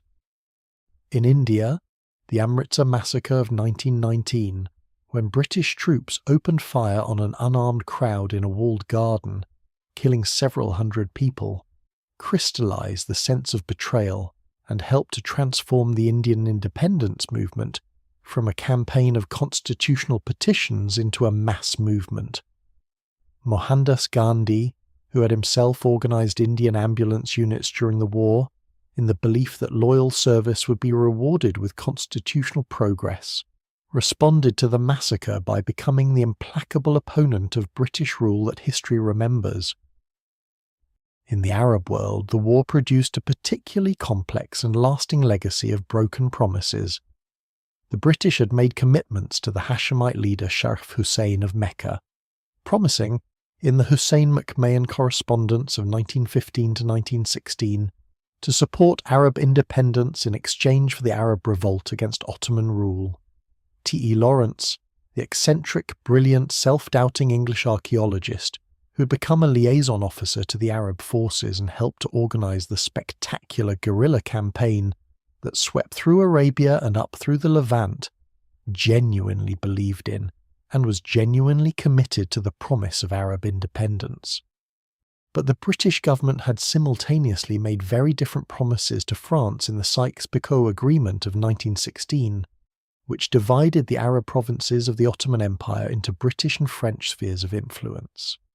And in November 1917, the Balfour Declaration had promised support for the establishment of a Jewish national home in Palestine, while attempting to assure that the civil and religious rights of the existing non-Jewish population would be respected. These three sets of promises, made to three different parties in different documents with different levels of formality, were mutually incompatible. Their incompatibility and the failure to resolve it honestly in the peace settlements created the conditions for a conflict in the Middle East that has not been resolved a century later. Life in the trenches, small moments in a great catastrophe. History, when it deals with numbers this large, has a tendency to lose sight of what those numbers mean in terms of individual human experience. So let us come down from the level of armies and empires and peace treaties and look for a moment at the smaller scale. The world of the individual soldier in the trenches, where the grand strategies of the generals resolve themselves into the particular, irreducible, enormously various reality of men living and dying in holes in the ground. The daily life of the Western Front trenches had a rhythm that the soldiers came to know with the kind of grim intimacy that people develop for environments they cannot escape. Stand to before dawn, every man at his post, rifles ready, looking over the parapet in the grey light as the daily ritual of mutual vigilance played out in silence across no man's land. Then stand down, and the distribution of the rum ration, a small measure of Jamaica rum that was, for many men, the most reliably pleasant part of the day. Breakfast, if the rations had arrived, which they sometimes had not, because the communication trenches had been blocked by enemy fire or by the bottomless mud. Then the long day of maintenance and repair and work parties, and the vigilant boredom that was the dominant emotional texture of trench life. The constant proximity of death created a distinctive moral atmosphere. Men who had been raised in the conventions of Edwardian propriety, deferential to authority, careful about language, attentive to the social codes that govern the interactions between classes and genders, found that the trenches dissolved these conventions with remarkable speed. Not that men became brutalized in the crude sense. The evidence of the letters and diaries and memoirs left by ordinary soldiers suggests, on the contrary, that the trenches brought out remarkable qualities of kindness, loyalty, generosity, and dark humour. But the distance between the living and the dead, between ordinary civilian life and this underground world, became so vast that the old social machinery simply stopped working. The Christmas Truce of 1914 remains one of the most remarkable and most moving events of the entire war. Along several sections of the Western Front, particularly in the British and German sectors around Ypres, soldiers on both sides spontaneously and without orders emerged from their trenches on Christmas Eve and Christmas Day, met in no man's land, exchanged gifts of cigarettes and chocolate and buttons, sang carols together in their different languages, and in a few cases played football. The senior officers on both sides were appalled. Orders were issued forbidding any repetition. The truce happened again, in a more limited way, in 1915, and isolated incidents continued even later in the war. But as the war ground on, and as the losses mounted and the hatred deepened, the impulse toward common humanity became harder to sustain. The relationship between officers and men was one of the war's great human stories. The junior officers, subalterns, second lieutenants, the young men straight from public school or university who led their platoons over the top, occupied one of the most dangerous positions in the entire military hierarchy. Their casualty rates were, proportionally, even higher than those of the enlisted men they commanded. But many of them also formed with those men bonds of extraordinary intensity and loyalty. The bonds that form between people who share extreme danger and who know that their survival depends on each other's courage and competence. The food deserves mention, because it was an almost constant source of grievance and occasional dark comedy. The British Army's commitment to feeding its soldiers was genuine, and by the standards of any previous army in history, remarkable. The logistics of feeding millions of men in the field represented one of the great organisational achievements of the war. But the food itself was often terrible. Bully beef, tinned corned beef, Maconochie's stew, army biscuits that required a determined effort of the jaw and a willingness to accept the possibility of dental damage, tea made with water from shell craters and tasting faintly of chlorine, bread that arrived stale and sometimes green.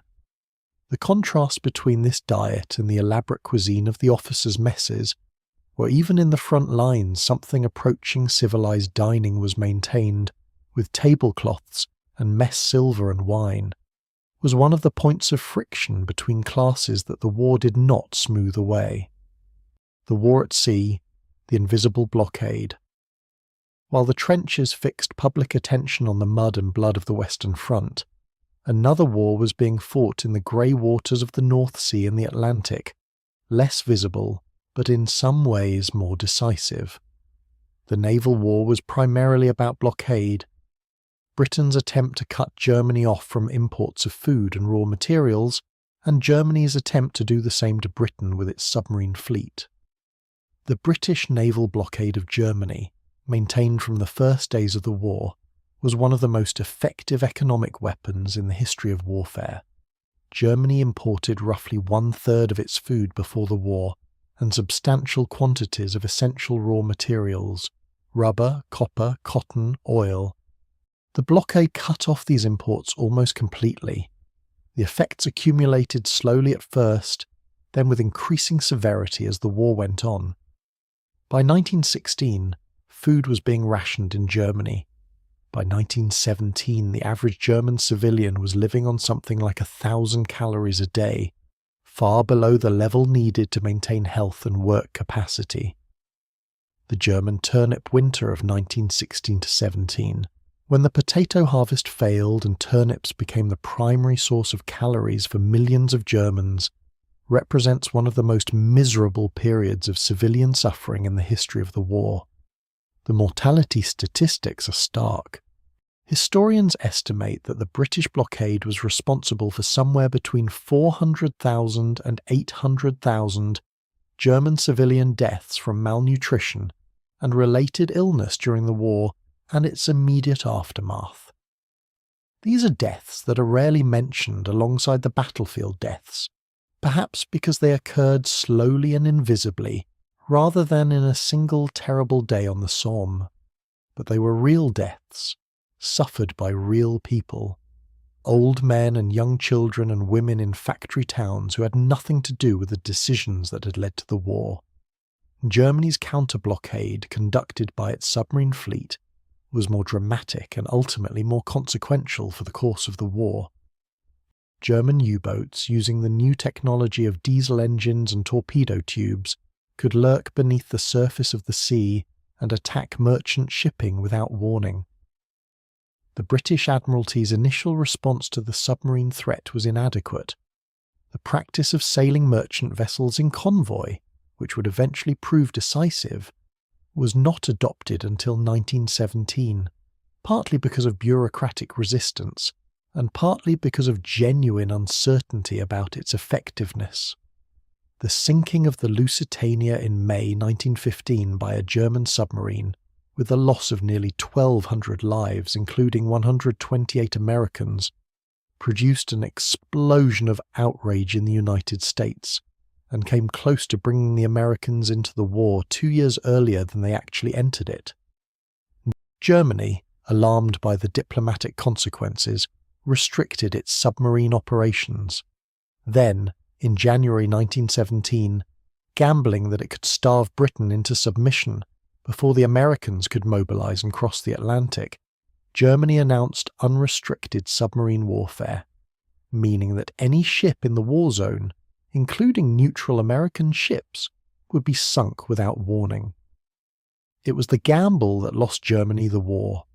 American public opinion, already outraged by the Lusitania and by the intercepted Zimmermann telegram, in which Germany suggested that Mexico might attack the United States in exchange for German support in recovering Texas, New Mexico, and Arizona, was pushed over the edge. On April 6, 1917, the United States declared war on Germany. The addition of American manpower and industrial capacity to the Allied side was, in the long run, decisive. The Eastern Front, the war that broke Russia. The Eastern Front of the First World War has received far less attention in Western historical memory than the Western Front, perhaps because most of the English-language accounts of the war were written by or for the victorious Western Allies, and partly because the Russian archives were inaccessible for most of the 20th century. But the Eastern Front was in many ways the more consequential theatre of the war, because it was there that the war's most lasting political consequence, the Russian Revolution and the birth of the Soviet Union, was born. The Eastern Front was vast. At its maximum extent, it stretched for nearly 2,000 kilometres, from the Baltic to the Black Sea. It was fought across landscapes of forest and swamp and steppe that were utterly unlike the relatively compact industrialised theatre of the Western Front. The distances involved made the logistical challenges of the Western Front seem almost manageable by comparison. Railways were fewer and further between. Roads were unpaved and virtually impassable in spring and autumn. Supply lines stretched for hundreds of kilometres through terrain that could swallow an army whole. Russia's initial offensives in August 1914, launched into East Prussia and Galicia, had initially been more successful than most people expected. The invasion of East Prussia had drawn German reserves away from the Western Front at a critical moment, and may have contributed to the failure of the Schlieffen Plan by forcing Moltke to weaken the right wing that was supposed to sweep around Paris. But the German counterattack under Hindenburg and Ludendorff at Tannenberg in August 1914 was devastating. An entire Russian army encircled and destroyed, with losses of perhaps 170,000 men. The name Tannenberg entered German military mythology as the perfect battle, the exemplary act of operational brilliance, the proof of German military superiority over the Eastern adversary. Hindenburg and Ludendorff became national heroes, and Tannenberg cast a shadow over the Eastern Front that never quite lifted, because it established in German military thinking a pattern of confidence and contempt toward the Russian enemy that would have consequences, ultimately disastrous ones, in the Second World War as well as the First. The Russian army fought with extraordinary courage throughout the war. There was never any shortage of individual bravery or of willingness to die for Mother Russia. What was lacking was everything else: shells, rifles, boots, food, medical supplies, an officer class capable of the kind of flexible, initiative-taking operations that modern warfare demanded, a transport system capable of moving supplies to where they were needed, a political system capable of making and executing the decisions that total war required. The Great Brusilov Offensive of June 1916, commanded by General Alexei Brusilov on the southwestern front, represents the high point of Russian military achievement in the war. Using a radical new approach to offensive operations, attacking on a broad front rather than a single point, using deception and surprise rather than concentrated preparation, training assault troops in infiltration tactics rather than mass frontal attack, Brusilov's forces advanced up to 60 kilometers in the first week and eventually captured approximately 400,000 prisoners. It was the most successful Allied offensive of the entire war up to that point, and it forced Germany and Austria-Hungary to divert significant forces from other fronts. But it cost Russia nearly 1 million casualties, and Russia had no more reserves to draw on. The military machine was running on empty, and the soldiers knew it. The diaries and letters of Russian soldiers in 1916 and 1917 reveal a progressive disillusionment, not simply with the war, which had always been difficult, but with the idea that the people in charge of their lives knew what they were doing. The revolution, when it came partly from the front as well as from the cities. Soldiers who refused to fight, who shot their officers, who simply walked away from positions that they had been ordered to hold and that they knew could not be held, were voting with their feet for a different world. The war in the air, a new dimension of death. The First World War introduced military aviation to the world, and in doing so opened a new dimension of warfare that transformed the strategic possibilities of every subsequent conflict. When the war began, the aeroplane was barely a decade old. The Wright brothers had made their first powered flight in 1903. By 1914, aeroplanes were fragile, unreliable, and could barely carry a pilot and a passenger. But 4 years of war transformed aviation with the same relentless ingenuity that it brought to every other technology of killing. The earliest military aircraft were used for observation, flying over enemy lines to photograph positions and report on troop movements. This was enormously valuable, and both sides quickly recognized that denying the enemy this advantage was worth significant effort. So, armed aeroplanes were developed to shoot down enemy observation planes, and then aeroplanes designed specifically to shoot down the armed aeroplanes were developed. The evolution was rapid and deadly. By 1916, the air war over the Western Front was being fought by aircraft of extraordinary sophistication, aircraft that could reach 150 miles per hour, that were equipped with synchronized machine guns that could fire through the propeller arc, that were flown by pilots who had developed, in the compressed time of the war, a level of tactical skill and personal courage that became the stuff of legend. The aces, pilots credited with 5 or more aerial victories, became the celebrated heroes of their respective nations, their names and scores reported in newspapers, their photographs posted on walls, their deaths mourned as public tragedies. Manfred von Richthofen, the Red Baron, was the greatest of them all. 80 aerial victories, a tactical genius, a young Prussian aristocrat who flew his distinctive red Fokker triplane with a cold, methodical brilliance that made him the object of equal parts awe and terror. He was shot down and killed in April 1918 at the age of 25. The British forces buried him with full military honours. His comrades on the German side were stunned by his loss, not only because of his tactical value, but because he had become, in some obscure but genuine way, proof that the German warrior spirit was still alive and magnificent in the middle of all the industrial mass murder. The Germans also pioneered the strategic bombing of civilian targets from the air. Zeppelin airships, huge and silent and terrifying, bombed London and other British cities from 1915 onward, killing civilians and causing damage that was significantly less for its physical effect than for its psychological impact. The idea that the home front was no longer safe, that the war could reach into the domestic space, was new and deeply unsettling. It created a panic and a demand for air defences that diverted significant military resources, and it established a precedent for the deliberate bombing of civilian populations that would flower in the Second World War into something truly monstrous. The Treaty of Versailles, the peace that created the next war. The war ended on November 11th, 1918, but the peace took much longer to make, and the making of it was in many ways as consequential as the fighting. The Paris Peace Conference, which convened in January 1919 and ground on through the spring and summer, brought together representatives of the victorious Allied powers, primarily Britain, France, the United States and Italy, to determine the post-war settlement for Europe and the world.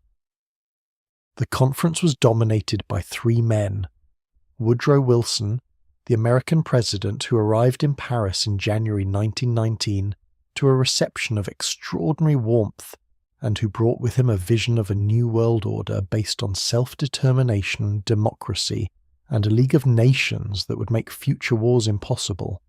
David Lloyd George, the British Prime Minister, a man of mercurial intelligence and elastic principles, who was trying to balance the imperatives of domestic politics, which demanded punishment of Germany, with a strategic calculation that a completely destroyed Germany would be a source of instability rather than peace. And Georges Clemenceau, the 80-year-old French Prime Minister, the Tiger, who had seen 2 German invasions of France in his lifetime, and who was determined, above everything else, to ensure that there would not be a third.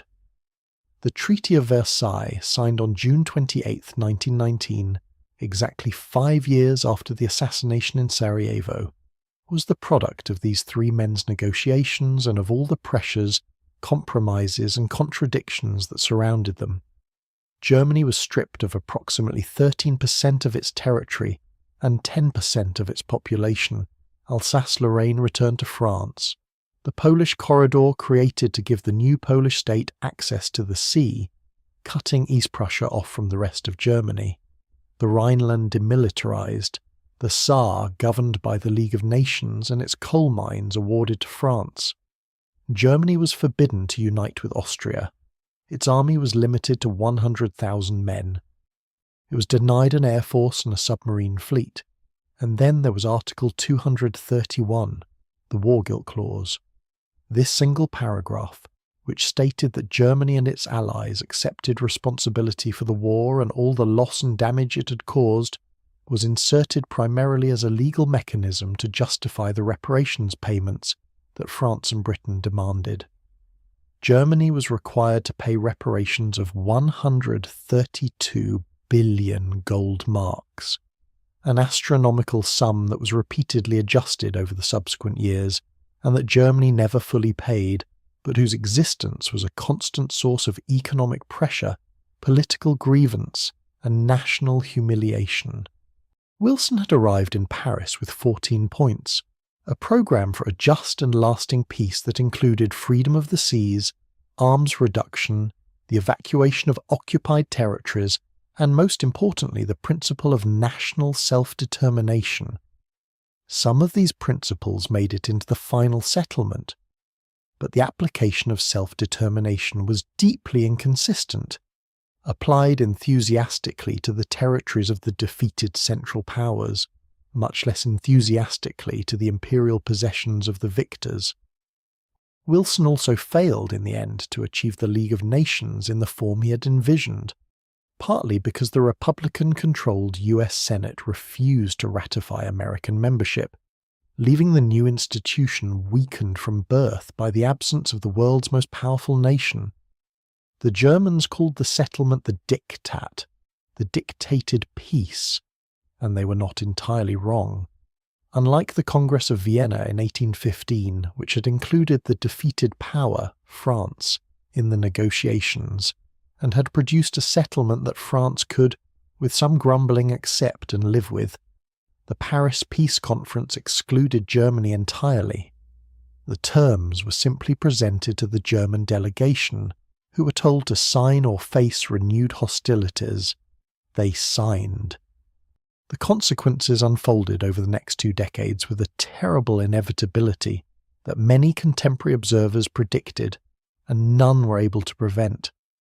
The economist John Maynard Keynes, who had attended the conference as a British Treasury representative and resigned in disgust, published The Economic Consequences of the Peace in 1919, arguing with great precision and prophetic force that the reparations terms would destroy the German economy, destabilize European finance, and create the conditions for future conflict. He was largely correct. The German hyperinflation of 1923, when the mark became worthless and people carried money to market in wheelbarrows, was partly caused by the impossible reparations burden. The Great Depression of the 1930s, which hit Germany with particular severity, destroyed whatever progress the Weimar Republic had made in stabilizing German democracy, and into the space created by economic despair and national humiliation stepped Adolf Hitler, who promised to tear up Versailles, to restore German greatness, and to avenge the stab in the back that has supposedly robbed Germany of the victory it deserved. The birth of new nations, the map redrawn. One of the most immediate and tangible consequences of the First World War was the wholesale redrawing of the map of Europe and the Middle East. In the space of a few years, the multi-ethnic empires that had dominated the political map of the Old World were replaced by a patchwork of new nation-states, each struggling to establish itself, to define its borders, and to find a viable relationship with its neighbours and with the new international order. Poland reappeared on the map of Europe for the first time since 1795, when it had been partitioned out of existence by Russia, Prussia, and Austria.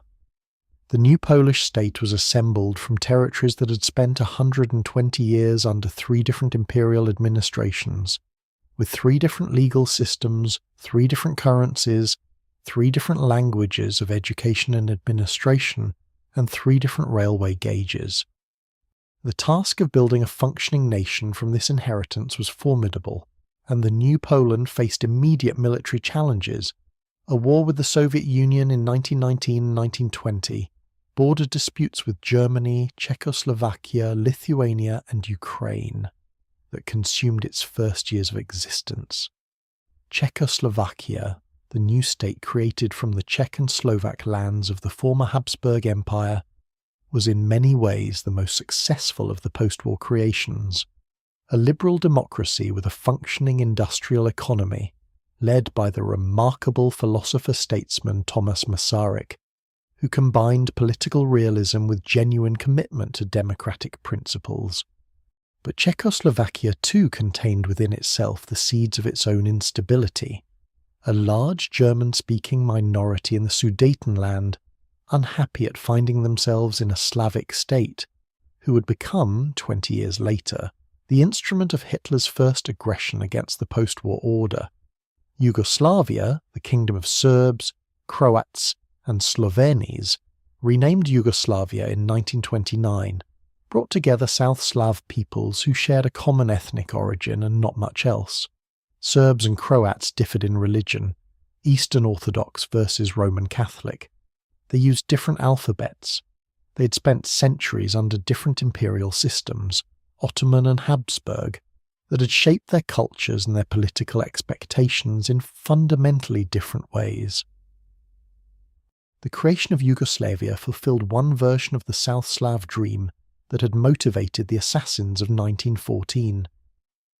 But it also created tensions that would eventually, in the 1990s, produce another series of wars that in their local intensity recalled the worst of the First World War. In the Middle East, the post-war settlements created many of the structures and conflicts that define the region today.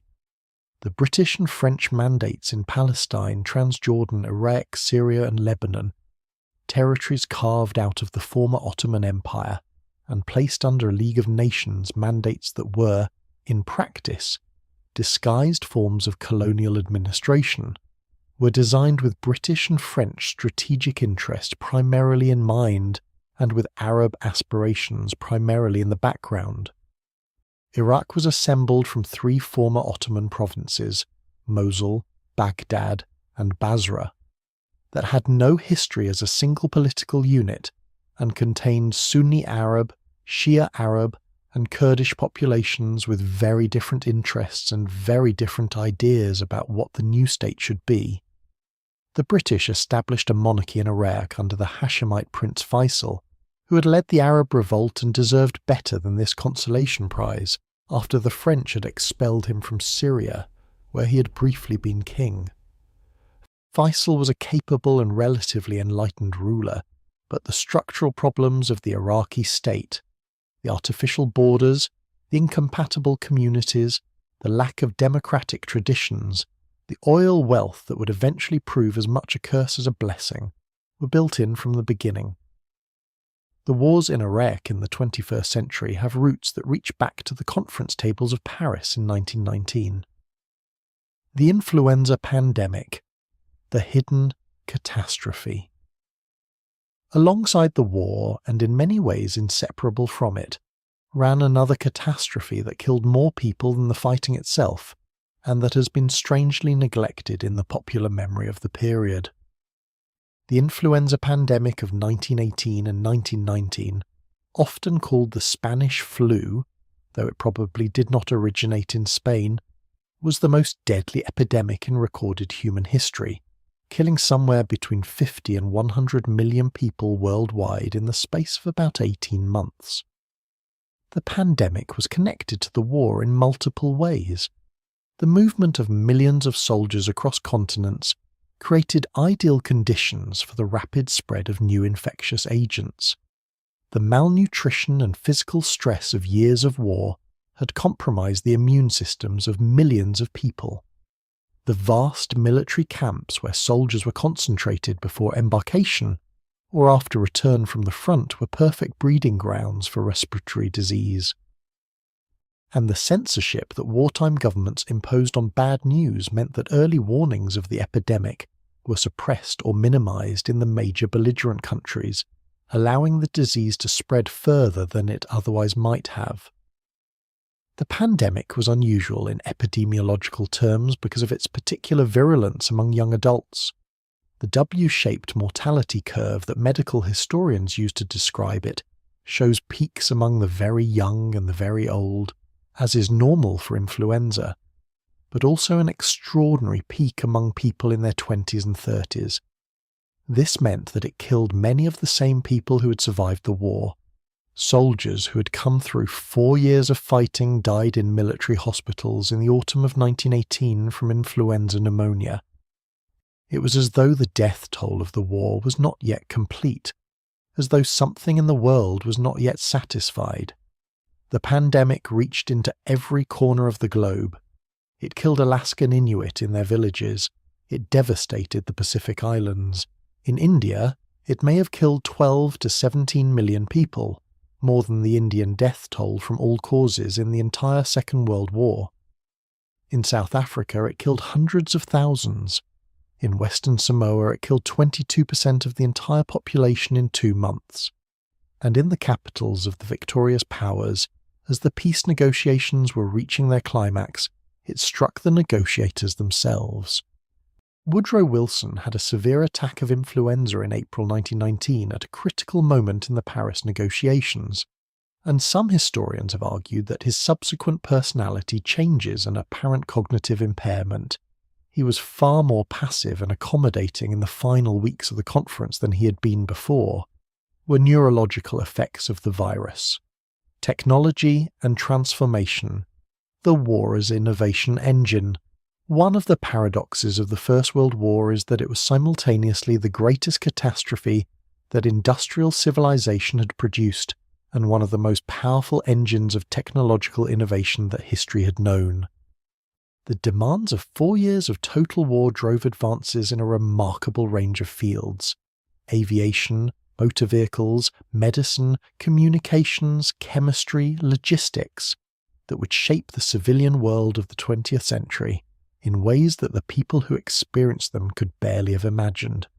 Aviation was transformed from a novelty to an industry. The aircraft industry of 1914 was almost non-existent, a handful of small workshops producing fragile, unreliable machines in tiny numbers. By 1918, Britain alone was producing 30,000 aircraft a year. The engine technology developed for military aircraft formed the basis of the civil aviation industry that emerged in the 1920s. The handy Page 0/400 heavy bomber, designed to bomb Germany, was converted after the war into one of the first commercial airliners.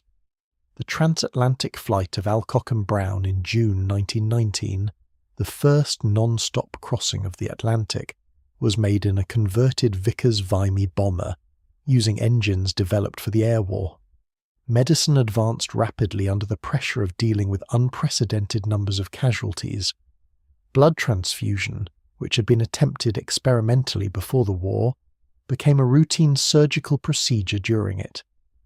Plastic surgery was developed by Harold Gillies, working at the Queen's Hospital in Sidcup, who performed thousands of operations on men with devastating facial wounds, creating techniques for reconstructing shattered faces that form the basis of modern reconstructive surgery. X-ray machines, mobile X-ray units, advanced anesthetic techniques, all were developed and refined in response to the war's enormous demand. The internal combustion engine, which had been a promising technology in 1914, emerged from the war as the dominant form of motive power. Millions of men learned to drive trucks and cars and motorcycles in the service of their armies. The mechanical skills and the cultural familiarity with motor vehicles that the war spread through the male population of the belligerent nations created the demand and the workforce for the automobile industry's great expansion in the 1920s. Even the chemical industry, whose most notorious contribution to the war had been the development of poison gas, produced long-term civilian benefits. The expertise in organic chemistry that was developed in the service of chemical warfare led directly to the development of synthetic rubber, synthetic fibers, and a range of other industrial chemicals that had enormous civilian applications. The insecticide DDT, which would save millions of lives from malaria and other insect-borne diseases in the mid-20th century, had its origins in chemical research conducted during the war. The intellectual revolution, a world made strange. The First World War did not only change political maps and social structures, it changed what it was possible to believe. The confident intellectual frameworks of the 19th century, the belief in progress, in the perfectibility of human institutions, in the march of civilization toward an ever more rational and humane future, were not destroyed by the war, but they were profoundly destabilized. In their place came something more uncertain, more anxious, more suspicious of grand narratives and utopian promises. The philosophy of the Enlightenment had taught that reason was the supreme human faculty, that rational inquiry could solve all problems, and that the application of scientific method to the study of human society would eventually produce the same kind of reliable knowledge that it had produced in the natural sciences. The 19th century had seemed to confirm this optimism. Darwin's theory of evolution had explained the diversity of life without recourse to supernatural intervention. Marx's analysis of capitalism had claimed to reveal the scientific laws governing social development. Spencer's social Darwinism had promised that the same evolutionary processes that had created biological complexity would eventually produce social perfection. The war had seemed to enact the logic of social Darwinism in the most literal and terrible way. Nations competing for survival, the fittest prevailing, the weak eliminated. But the result was not the improvement of the species. It was the death of millions of the young, the fit, the brave. It was the promotion of incompetent generals and corrupt politicians. It was the survival of exactly the wrong people. The natural selection of the trenches was a grotesque parody of the evolutionary optimism that had inspired Victorian social thought. Into this intellectual vacuum, new ideas rushed. Marxism-Leninism, with its diagnosis of capitalism as the root cause of the war and its promise of a revolutionary transformation that would end exploitation and create a new, just society, was enormously attractive to the millions of people who were looking for an explanation of what had happened and a vision of something better. The Russian Revolution seemed briefly to offer proof that the promise was achievable. Fascism offered a different vision, not the rational internationalist class-based solidarity of the left, but the irrational, nationalist, racial biological solidarity of the right.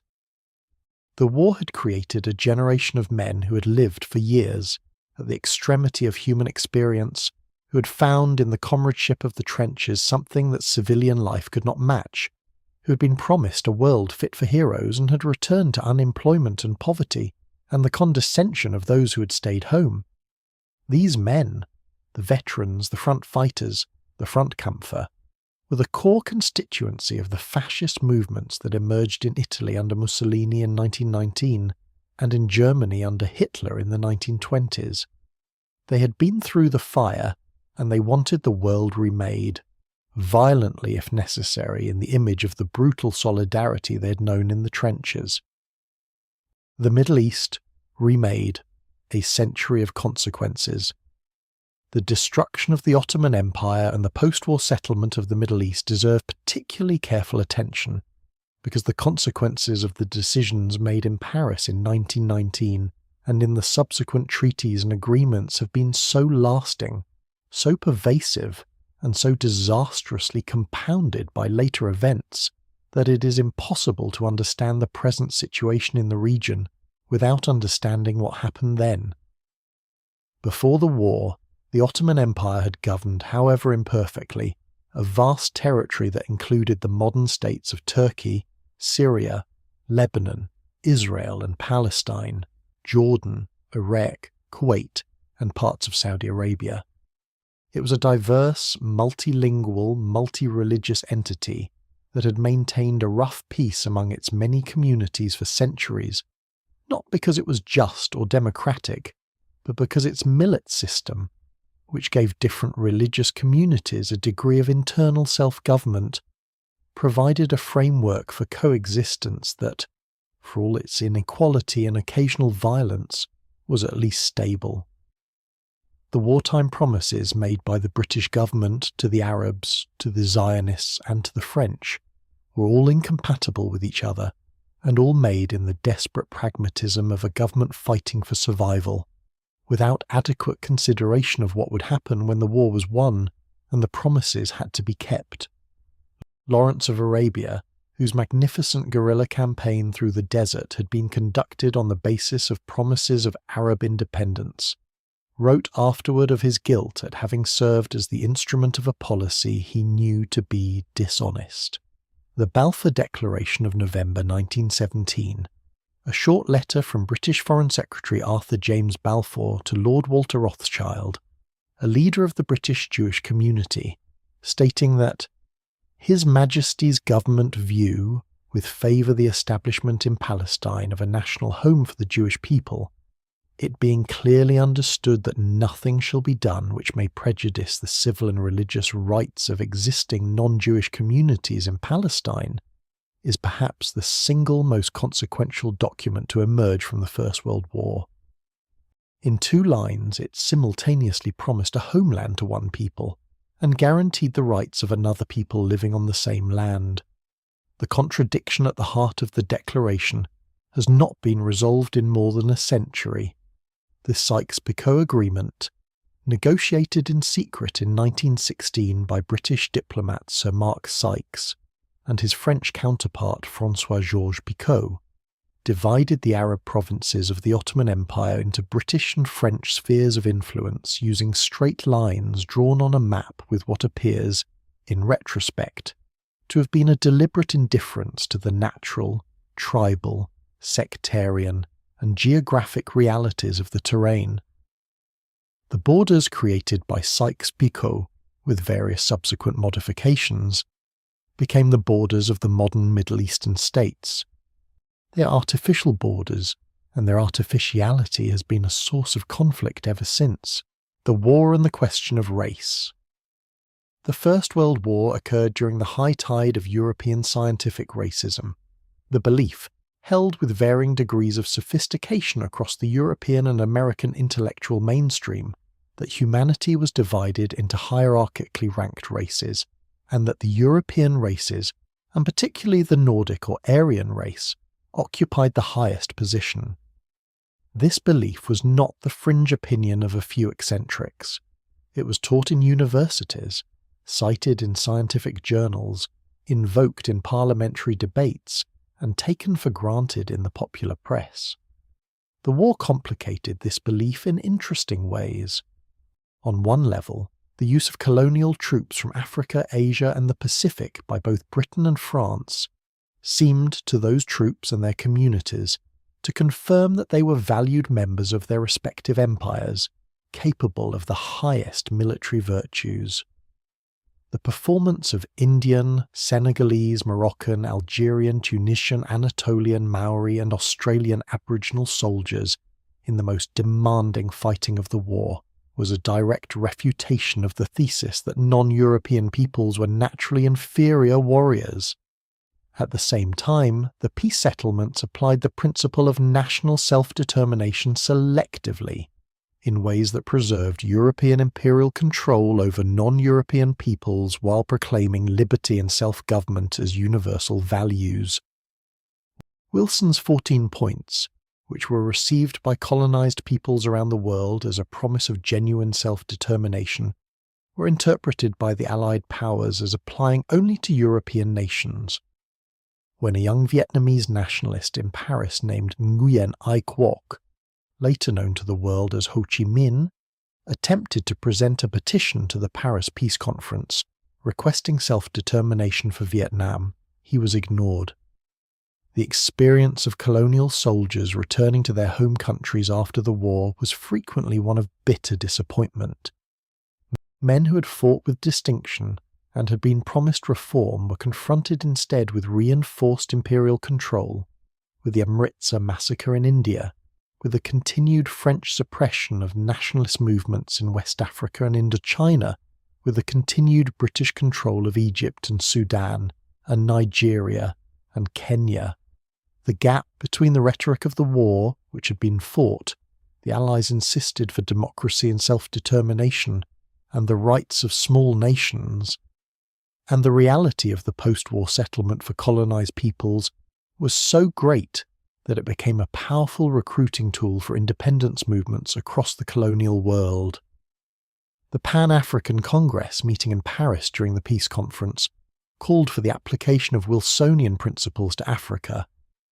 It was politely received and firmly ignored. Marcus Garvey's Universal Negro Improvement Association, which was building a mass following among Black Americans and Caribbean migrants in New York in these years, drew explicit connections between the sacrifice of black soldiers in the war and the continued denial of their rights. The Great Migration of African Americans from the American South to the industrial cities of the North, which accelerated dramatically during the war years as black workers filled the factory jobs vacated by white workers who had gone to fight, was transforming the demographic and cultural landscape of America in ways that the old racial order could not accommodate. Women at the front, nurses, spies, and soldiers. The role of women in the First World War extended far beyond the factories, important as those roles were. Women served in remarkable capacities that were genuinely new. as military nurses in forward areas, as ambulance drivers, as signals operators, as intelligence agents, as members of paramilitary auxiliary organizations that gave them a semi-military status. The nurses who worked in casualty clearing stations and base hospitals behind the Western Front were exposed to conditions of physical horror. The wounds of industrial warfare, the gangrene and gas burns and shattered bones and traumatized minds, that would have appalled any Victorian conception of feminine delicacy. Vera Britton, who served as a nurse in the war after losing her brother, her fiancé, and her closest friend to the fighting, wrote in her memoir Testament of Youth about the experience of caring for German prisoners of war, men who were also wounded, also suffering, also young, also victims of the same catastrophe, and finding in them a humanity that made the whole concept of enemy seem absurd. Edith Cavell was a British nurse working in occupied Belgium who helped Allied soldiers to escape from German-occupied territory. She was arrested by German authorities in August 1915, tried for treason, and shot by firing squad in October 1915. Her execution provoked enormous outrage in Britain and the Allied countries, and was used extensively in Allied propaganda. In her final hours she spoke words that became famous. Standing as I do in view of God and eternity, I realize that patriotism is not enough. I must have no hatred or bitterness towards anyone. She was 39 years old. Women served as spies and intelligence agents for both sides.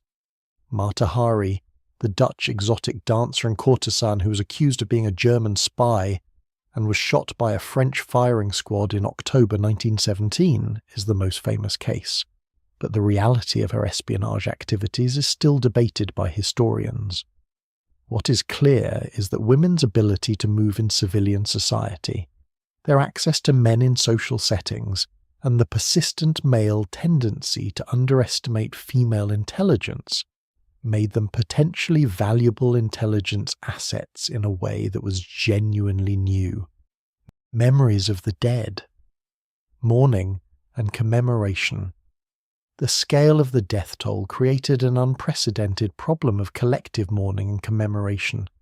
Societies that had sent their young men to war and received them back, or failed to receive them back, had to find ways to grieve, to honour, and to make sense of losses so vast that they exceeded any previous framework for understanding sacrifice. The unknown warrior is one of the most powerful symbols of the post-war period.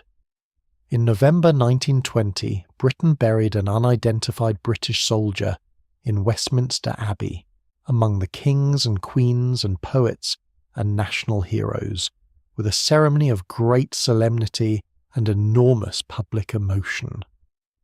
The body had been selected with deliberate blindness from among several unidentified remains exhumed from different parts of the Western Front, placed in a plain coffin and brought back to Britain on a battleship, the same battleship, HMS Verdun, that had carried Lord Kitchener to his death.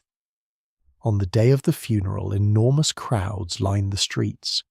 Women who had lost sons and husbands had been given priority in the procession. Some of them wept, some of them did not weep.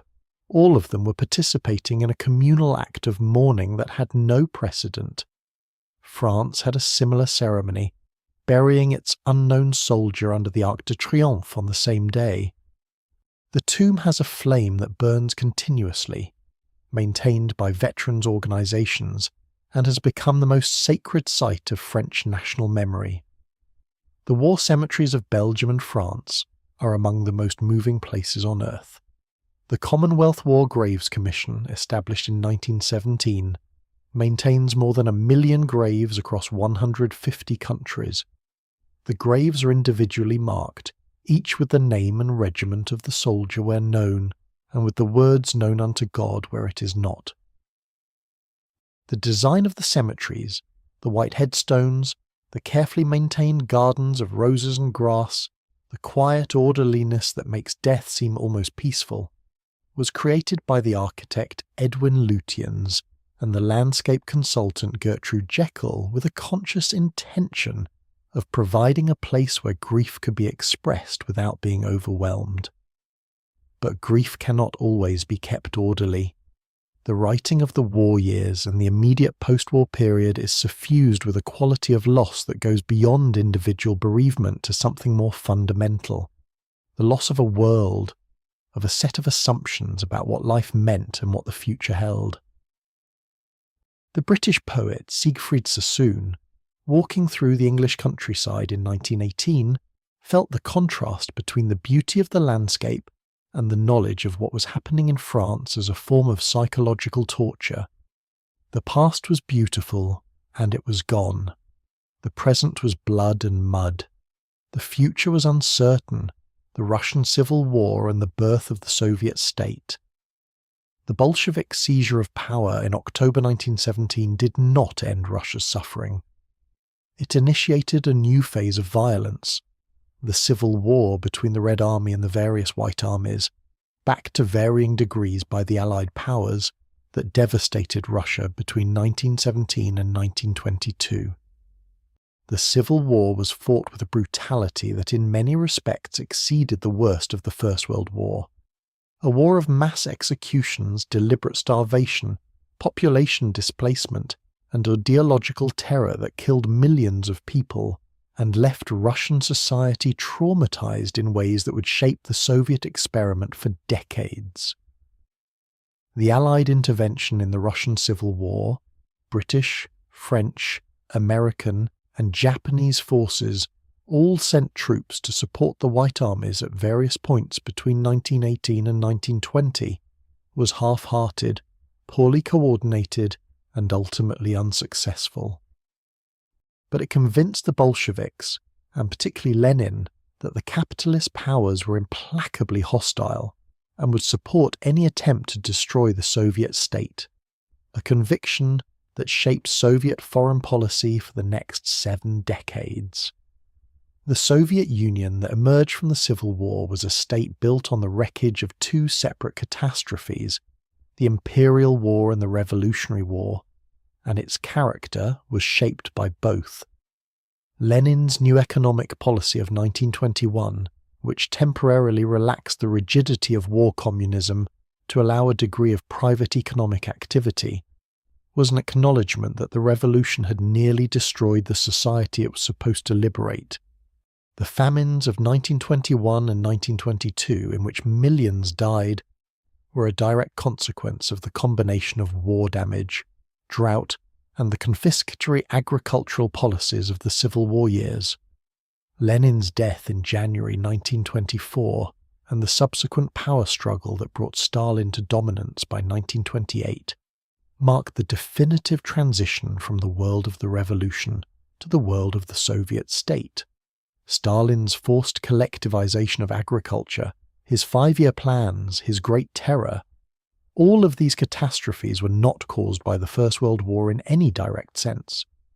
But they were only possible because the First World War had destroyed the old Russia, had cleared the institutional and cultural landscape of everything that might have constrained the exercise of unlimited state power, and had habituated the Russian population to a level of state violence that would have been unimaginable before 1914.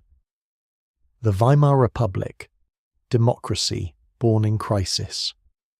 Germany's post-war democratic experiment, the Weimar Republic, named for the city where its constitution was drafted, deserves more attention and more sympathy than it usually receives.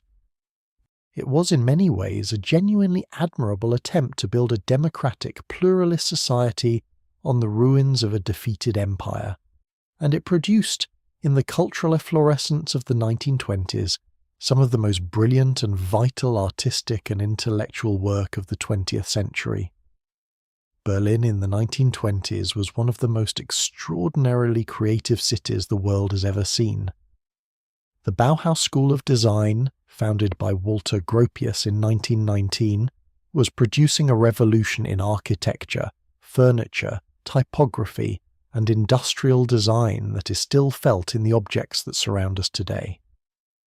The Berlin cabaret culture, with its mixture of political satire, sexual transgression, artistic experiment and dark humour, was a response to the sense that the old certainties were gone and that the only honest response was to look at the wreckage clearly and laugh at it. Bertolt Brecht was writing plays that demolished the conventions of theatrical naturalism. Arnold Schoenberg was abolishing tonality. George Gross was painting the corrupt flesh of Weimar society in images of savage, brilliant grotesquerie. But the Weimar Republic was born in crisis. The humiliation of defeat, the chaos of revolution, the impossible weight of Versailles, and it never fully escaped that birth. The hyperinflation of 1923, when the German currency became worthless, wiped out the savings of the German middle class in a way that was felt as a deep personal catastrophe and a fundamental betrayal by the state. The Great Depression of 1929, which hit Germany with particular severity because of its dependence on American loans, destroyed what economic stability the Republic had managed to build. And the political culture of Weimar, for all its brilliance, was too fragmented, too polarized, too accustomed to violence as a political tool. The streets of German cities in the early 1930s were regularly the scene of battles between communist and Nazi paramilitaries to sustain democratic governance under this pressure.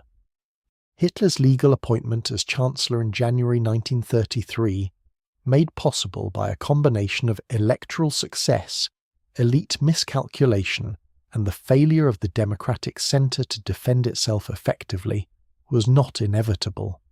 It was the product of choices made by specific individuals at specific moments, each of whom had reasons for what they did.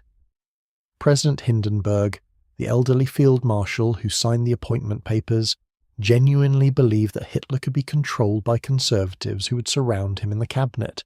He was catastrophically wrong. But the conditions that made his appointment conceivable, the legacy of Versailles, the trauma of hyperinflation and depression, the stab-in-the-back myth, the generation of brutal young men formed in the trenches who had never found their way back to civilian life, all of those conditions had been created ultimately by the First World War. The Battle of Jutland and the War at Sea, the greatest naval battle of the First World War and the greatest fleet action in the entire history of steam-powered naval warfare, took place in the grey, cold waters of the North Sea off the coast of Jutland on May 31st and June 1st, 1916. It was the battle that both navies had been waiting for since August 1914, when the German High Seas Fleet had retreated to harbour and the British Grand Fleet had established its blockade of German ports, and neither side had quite been willing to force the decisive engagement that might determine the naval balance of the war. The battle was triggered by a German plan to lure a portion of the British fleet into a trap. Vice Admiral Franz von Hipper's scouting force, a fast squadron of battlecruisers, was to draw the British battlecruiser force under Vice Admiral David Beatty southward into the path of the main German fleet under Admiral Reinhard Scheer. It was a clever plan, and it worked, up to a point. Beatty's force was savaged, losing 2 battlecruisers in rapid succession to catastrophic magazine explosions caused by inadequate armour protection, when one of them, HMS Indefatigable, blew up with the loss of all but 2 of her crew of 1,017 men. Beatty turned to his flag captain and uttered one of the most famous sentences in British naval history. "There seems to be something wrong with our bloody ships today." But Beatty's wider strategic mission, to draw Scheer's fleet north into the arms of Admiral Jellicoe's Grand Fleet, succeeded brilliantly. When the full Grand Fleet deployed in line ahead across Scheer's course, cutting off his escape route to German home ports, the German admiral found himself in a catastrophically dangerous position. He executed a remarkable manoeuvre, the Gefechtskehrtwendung, the battle turn away, in which the entire fleet turned simultaneously and retreated behind a smokescreen, not once but twice, extricating his fleet from what should have been a decisive defeat. The Battle of Jutland ended with both sides claiming victory and with some justification. The British losses were heavier. 14 ships sunk and 6,094 men killed, against the German loss of 11 ships and 2,551 men. But the German High Seas Fleet never again seriously challenged British control of the North Sea. The strategic outcome was clear. The blockade continued. As an American journalist memorably put it, the German fleet had assaulted its jailer but was still in jail. The Battle of Jutland has a melancholy quality that distinguishes it from the land battles of the war. It was fought by men in steel ships, in cold grey water, often without seeing the enemy, guided by the fall of shell fire and the columns of smoke on the horizon. The sailors who died in the magazine explosions of the British battle cruisers died in darkness and fire and pressure, in spaces so confined and so removed from the open air that the manner of their deaths was more like a mining disaster than anything the traditional idea of naval combat had prepared for. The sea closed over their ships and left no trace. The North Sea is a cold, deep, secretive place, and it keeps its dead. The Zimmermann telegram, the message that changed history. In the archives of the German Foreign Office, there is a document dated January 16th, 1917, that was sent from the German Foreign Secretary Arthur Zimmermann to the German ambassador in Mexico. It was transmitted by radio and by telegraph, in a code that the German Foreign Office believed to be secure. It was not secure. British Naval Intelligence's Room 40, one of the most successful code-breaking operations in the history of warfare, intercepted and deciphered it within days. The telegram proposed in the event that the United States entered the war against Germany, which Zimmermann evidently regarded as a likely consequence of Germany's announcement of unrestricted submarine warfare, that Germany should offer Mexico an alliance. In return for Mexican participation in the war against the United States, Germany would provide financial support and would guarantee Mexico the recovery of the territories it had lost in the Mexican-American War, Texas, New Mexico, and Arizona. The proposal was not, from a purely strategic perspective, entirely unreasonable. Mexico was in a state of near civil war, had poor relations with the United States following several armed interventions, and might conceivably have been receptive to a German offer. But the Zimmermann telegram was not a document of subtle diplomacy. It was a breathtaking miscalculation of American psychology. The idea that German diplomats were plotting with Mexico to attack the United States on its own soil, to tear away 3 states from the Union, produced a reaction in American public opinion that was genuinely volcanic. The British were in a delicate position with the telegram. They had intercepted it, decoded it, and possessed it since late January 1917.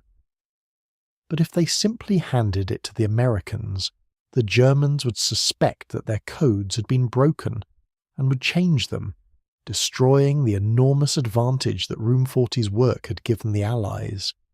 Rear Admiral William Hall, the Director of Naval Intelligence, solved this problem by obtaining a copy of the telegram as it had been retransmitted within Mexico, which allowed the British to claim, plausibly enough, that they had obtained it through their agents in Mexico rather than through code breaking.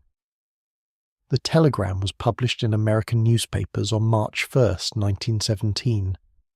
The public reaction was immediate and enormous. German-American communities had been arguing throughout the war that America had no business in a European conflict, that Germany was fighting a justified defensive war, and that the preparedness movement was simply a scheme by munitions manufacturers and British propagandists to drag America into an unnecessary conflict. The Zimmermann telegram demolished these arguments overnight. When Zimmermann himself confirmed the telegram's authenticity, an act of extraordinary diplomatic folly, motivated apparently by a belief that Americans would admire German directness, the last doubts were removed. On April 6, 1917, the United States Congress voted to declare war on Germany. The vote was not unanimous.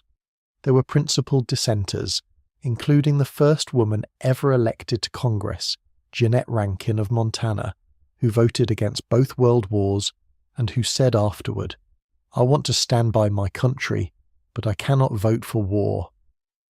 But the margin was overwhelming, and the entry of the United States into the war on the Allied side changed the strategic balance in a way that Germany, already struggling under the blockade and the accumulated losses of 3 years of fighting, could not overcome.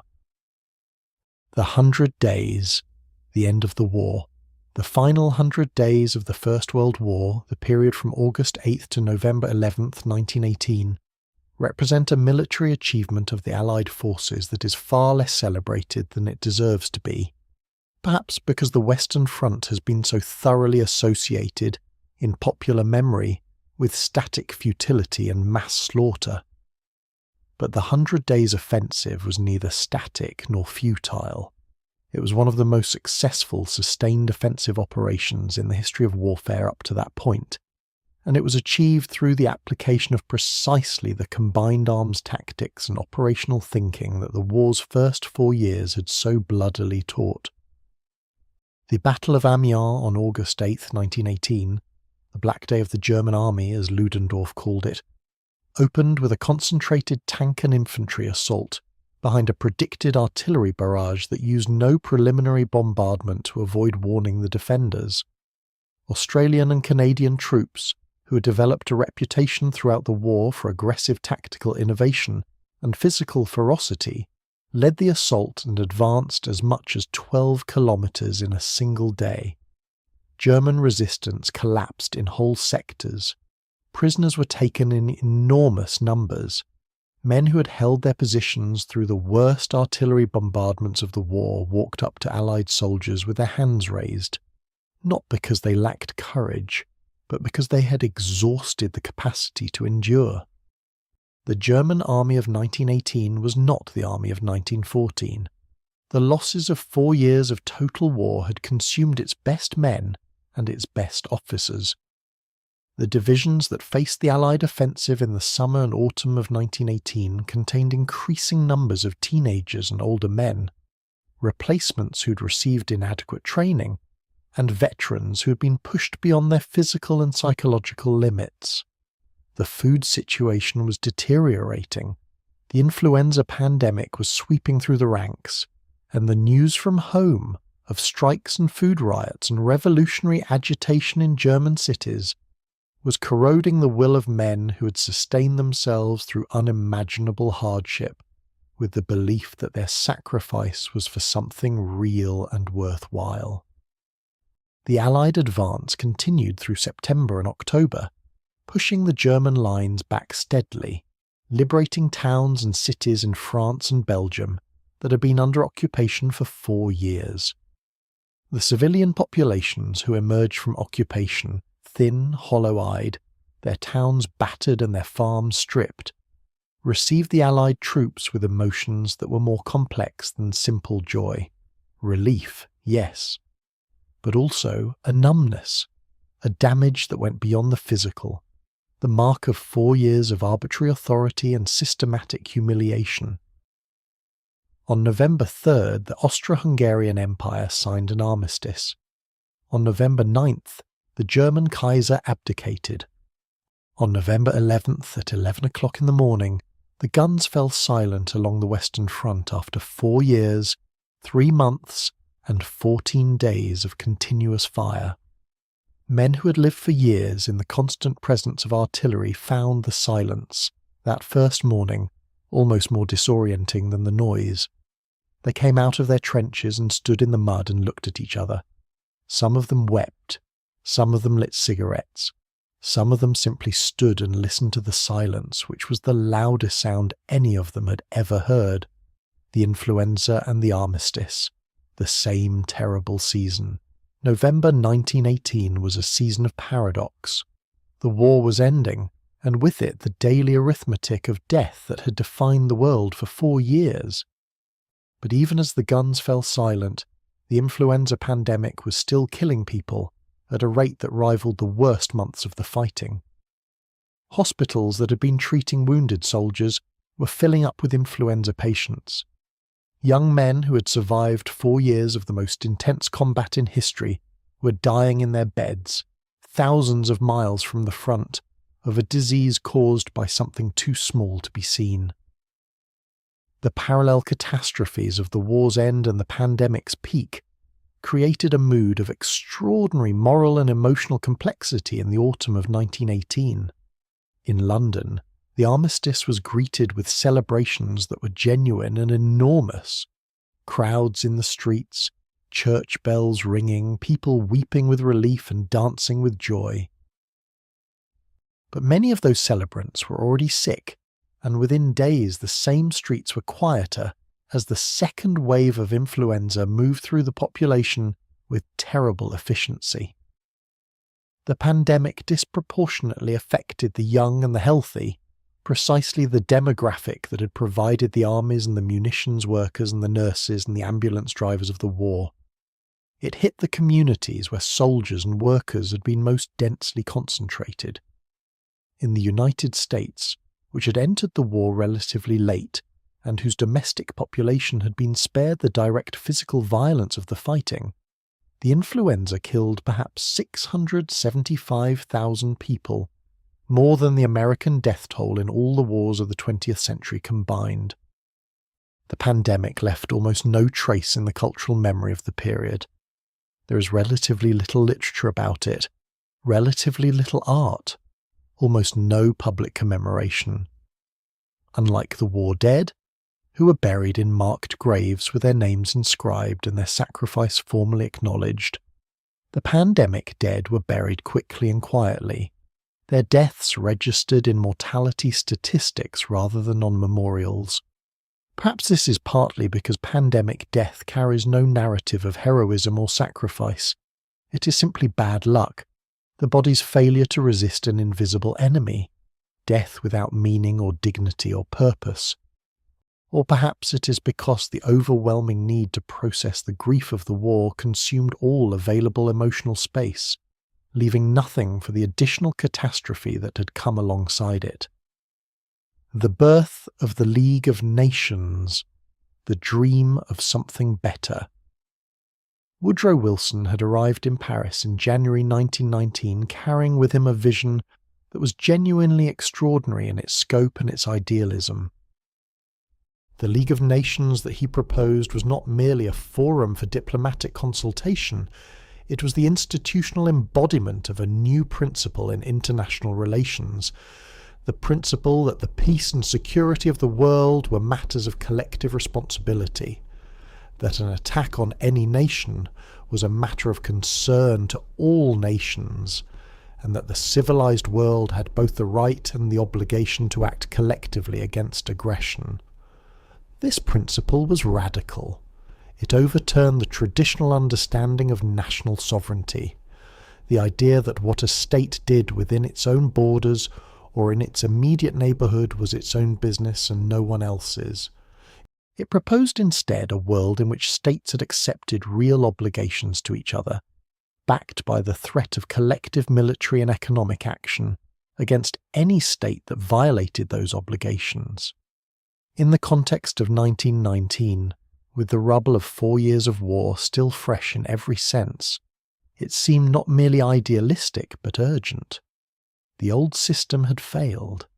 Something new was needed.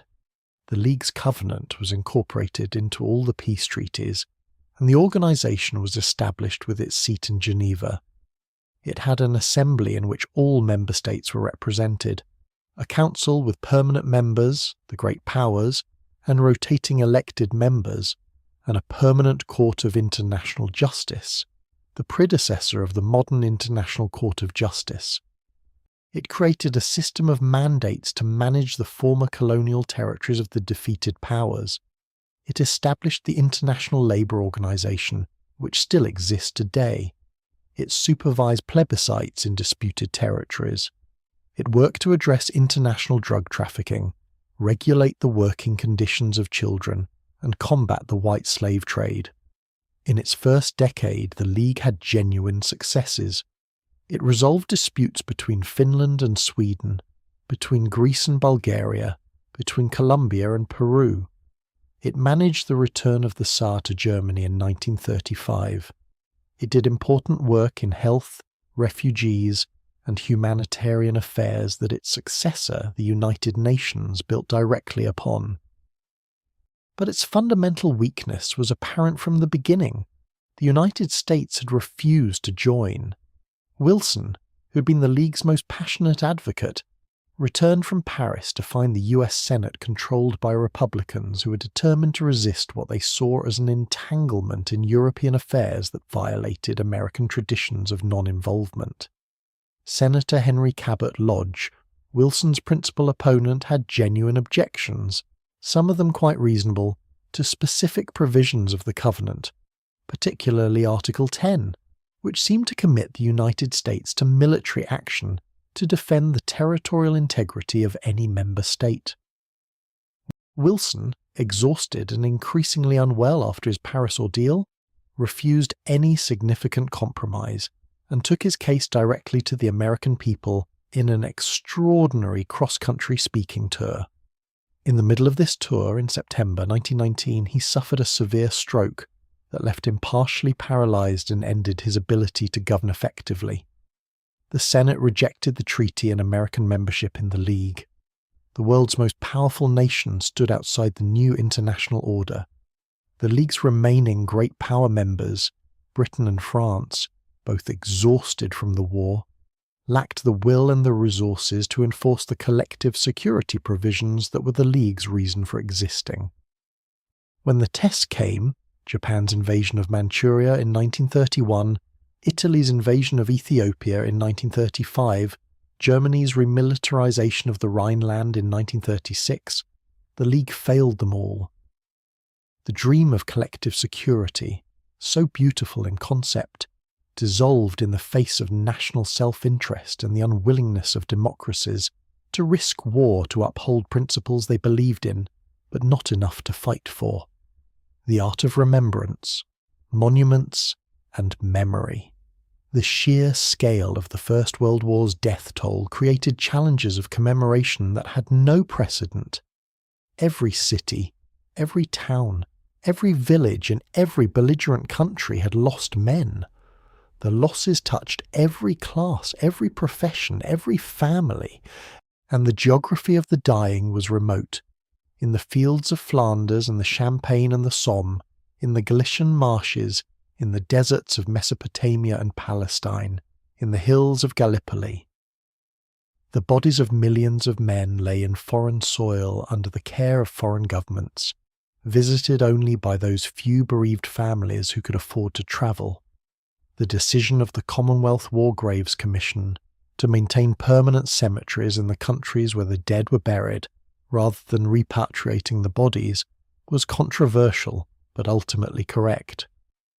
It created a permanent physical presence in the landscape of the war zones, a presence that has endured for more than a century and that continues to draw millions of visitors to the Flanders fields and the Somme and Gallipoli every year. The cemeteries are extraordinary places.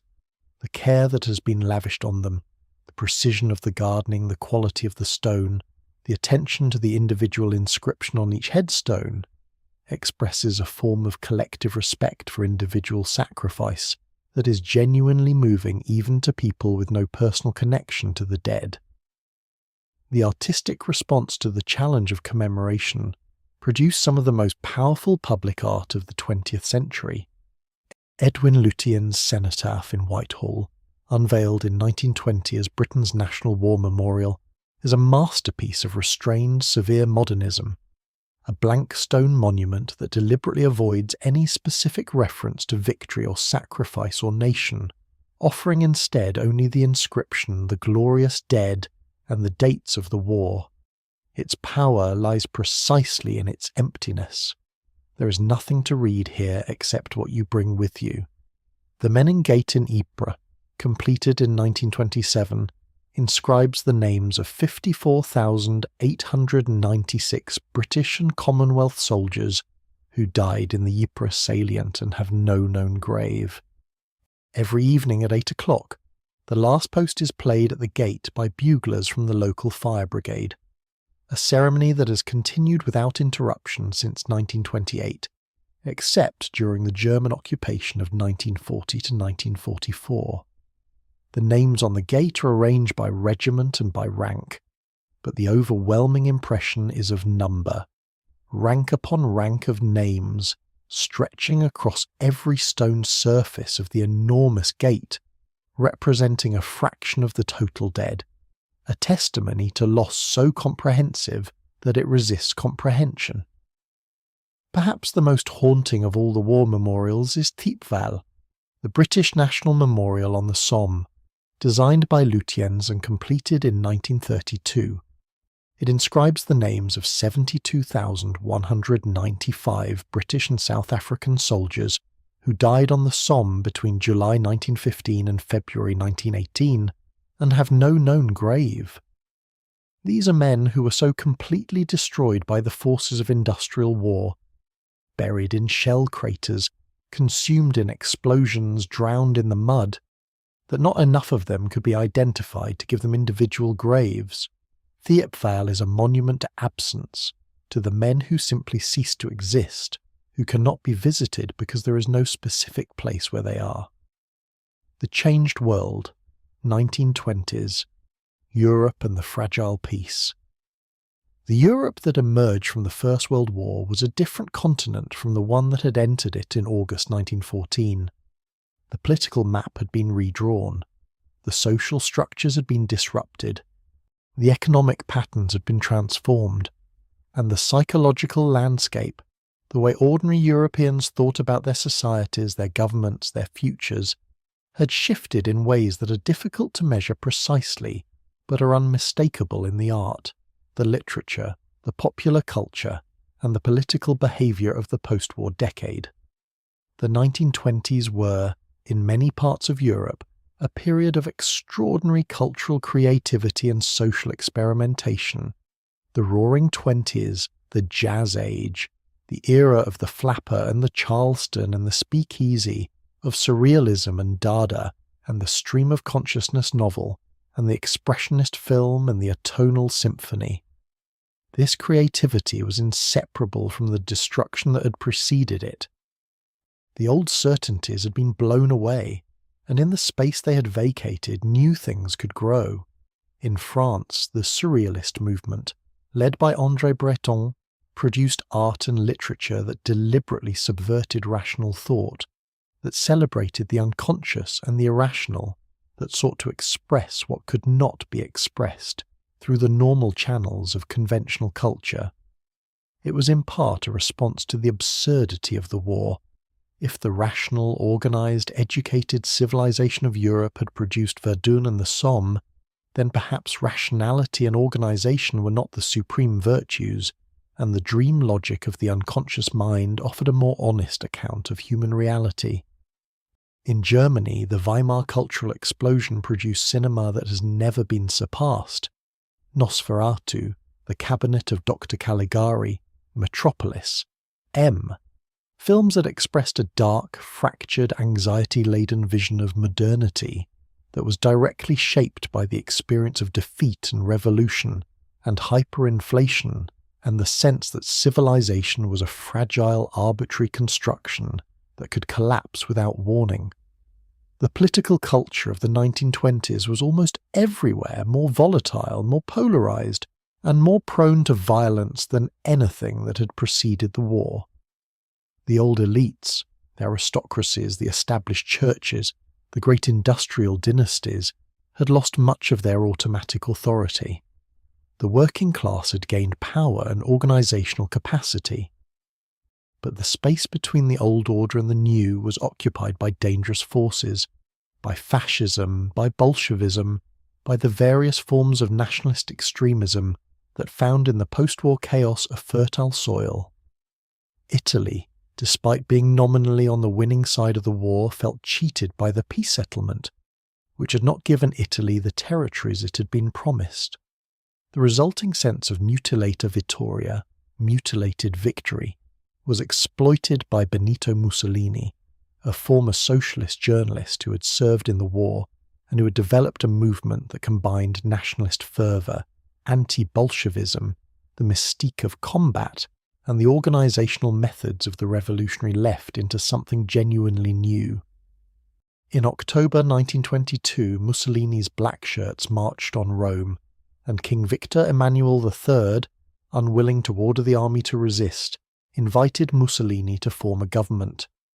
The first fascist state had come to power, not through a revolutionary coup, but through a combination of paramilitary intimidation and elite miscalculation, a pattern that would be repeated with far greater consequences in Germany a decade later. The post-war world was also a world of profound economic dislocation.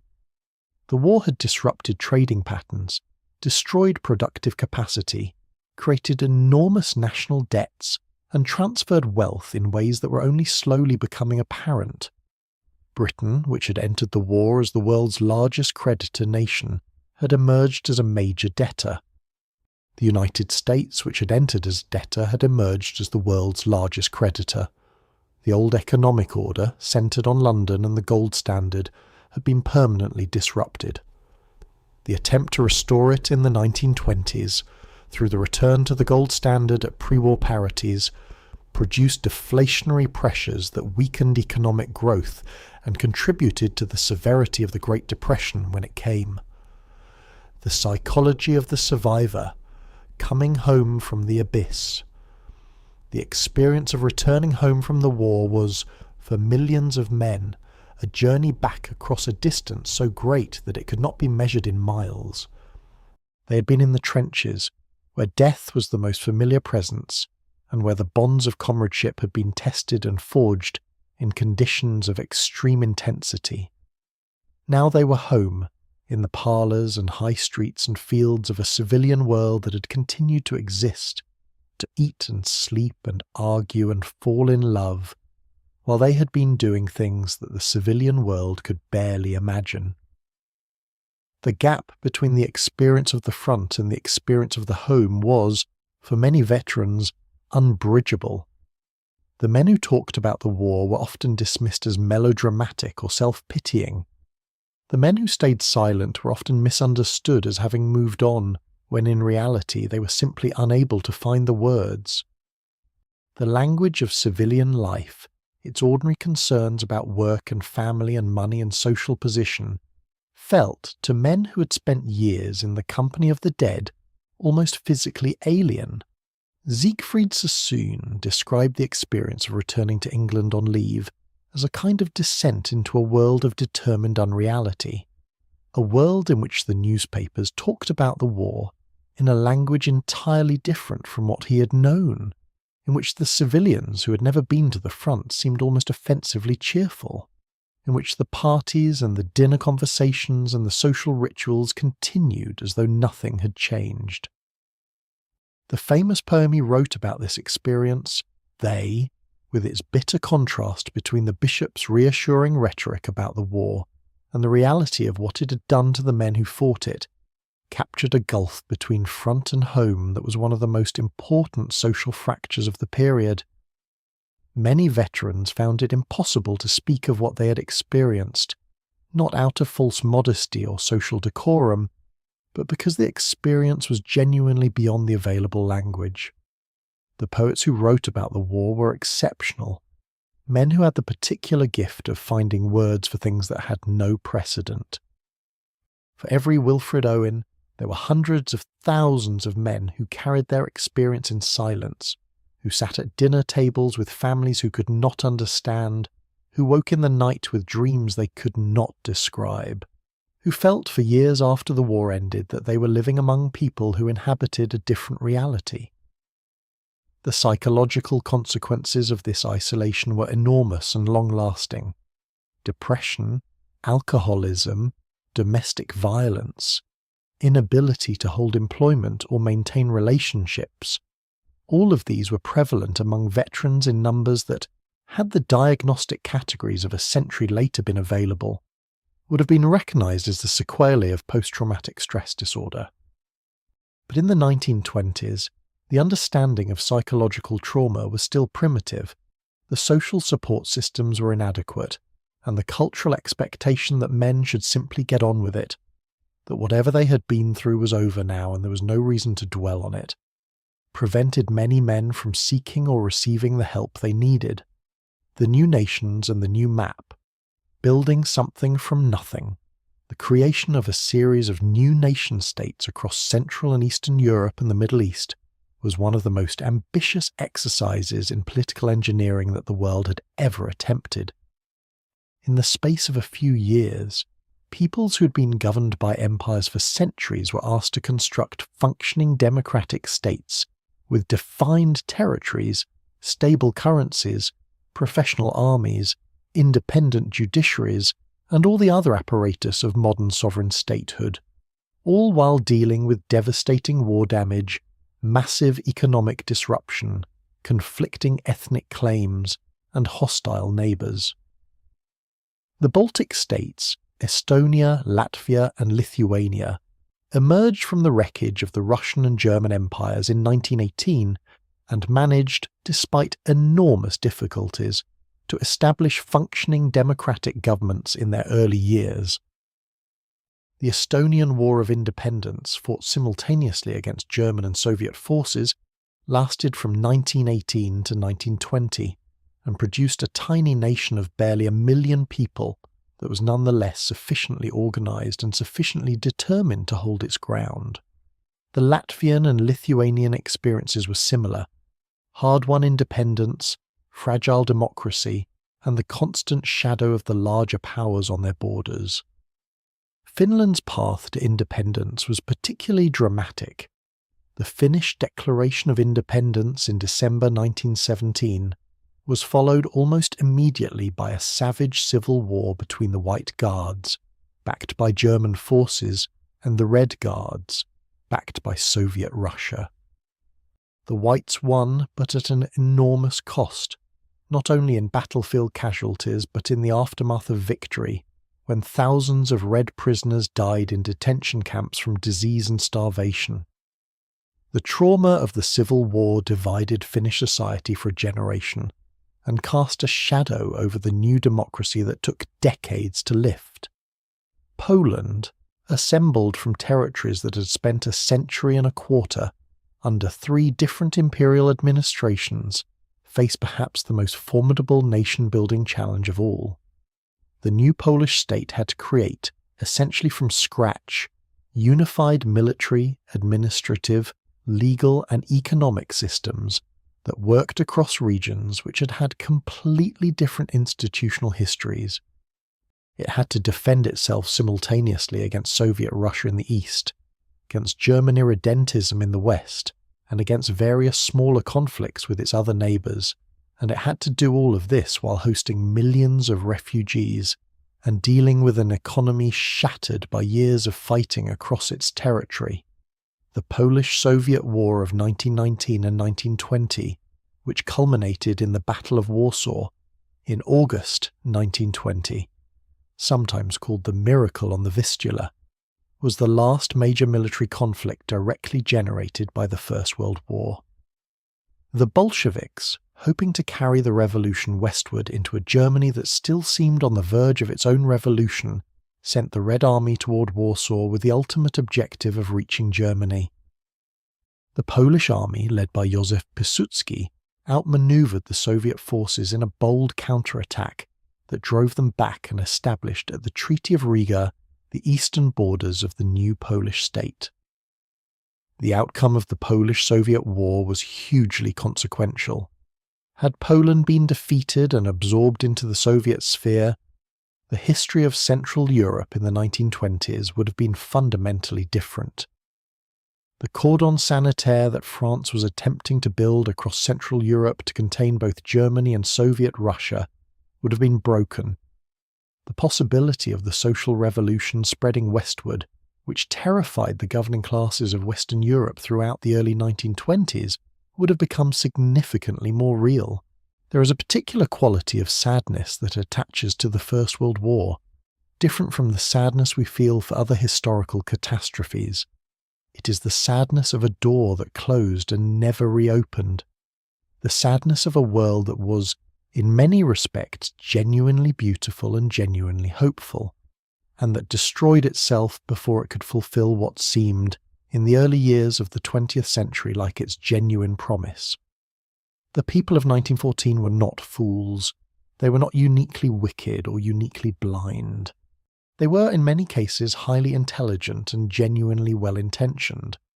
Men and women who believed in progress, in civilization, in the capacity of reason and negotiation to resolve conflict, and who worked throughout the July crisis of 1914 to prevent the catastrophe that was coming. That they failed does not mean they were stupid. It means that they were trapped in a system whose internal logic they could not override, no matter how clearly they saw its danger. The lesson of 1914 is not that human beings are inevitably warlike, or that peace is a delusion, or that civilization is a thin veneer over barbarism. These conclusions, though widely drawn from the war, are too simple. The lesson is something more specific and in some ways more hopeful, that the mechanisms and structures through which nations manage their rivalries matter enormously, and that when those mechanisms fail or are overwhelmed, the consequences can be catastrophic beyond anyone's imagination or intention. The world of 1914 had created over the previous century an extraordinary range of mechanisms for managing conflict without war: international law, diplomatic protocols, arbitration treaties, trade agreements, the concert of Europe. These mechanisms had worked, repeatedly and well, in crisis after crisis. They failed in July 1914, not because they were inherently inadequate, but because the specific combination of pressures, the alliance system, the war plans, the nationalist passions, the colonial anxieties, the arms race, the failure of individual decision-makers at critical moments, overcame them. The post-war generation, aware of this failure, worked to build better mechanisms: the League of Nations, the Kellogg-Briand Pact, the disarmament conferences of the 1920s and 1930s. These efforts were imperfect and ultimately unsuccessful in preventing the Second World War. But they were not wasted. The institutions and principles developed in the interwar period, collective security, international law, the prohibition of aggressive war, were refined and strengthened in the aftermath of the Second World War into the United Nations system, the Geneva Conventions, the Universal Declaration of Human Rights, the European Union. These institutions, imperfect and frequently ineffective as they are, represent the accumulated learning of a century of catastrophic experience. They are the legacy, in this sense, of the First World War. Not the only legacy, not the most obvious one, but perhaps the most important. The legacies that live on. There is a strange continuity between the world of 1914 and our own that is easy to miss because the surface of things has changed so completely. The empires are gone. The kings are mostly gone. The great power rivalries that defined European politics for centuries have been subsumed, at least partly, into the European project of integration. The trenches have been ploughed over or turned into memorials. The men who fought in them have been dead for decades. And yet the conflicts that the First World War generated, the borders it drew, the grievances it created, the ideologies it unleashed, the economic disruptions it caused, have not been fully resolved even now. The tensions between Israelis and Palestinians are direct descendants of the Balfour Declaration and the collapse of the Ottoman Empire.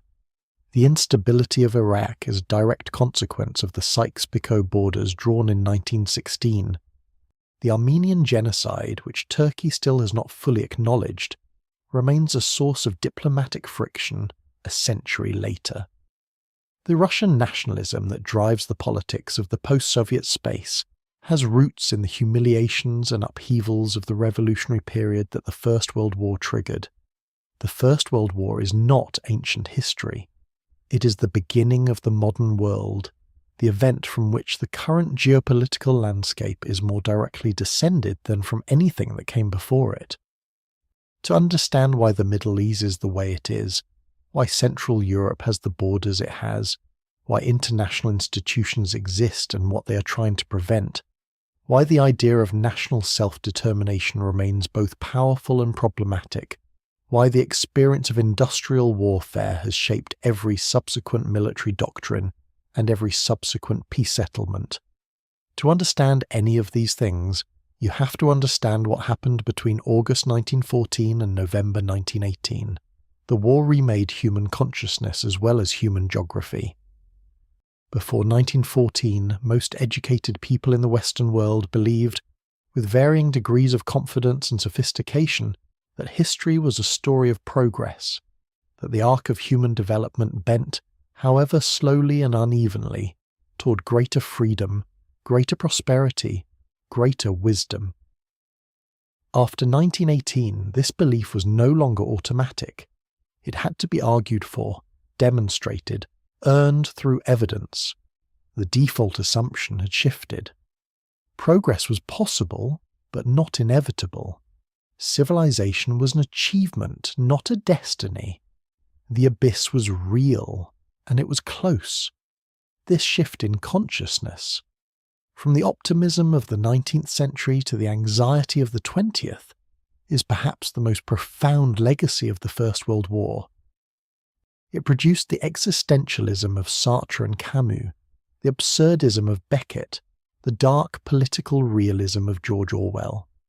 It produced a generation of writers and artists who understood, with a clarity bought at enormous cost, that comfort and security were not the natural condition of human beings, but the product of specific, fragile, constructed arrangements that could be destroyed by human folly and cruelty.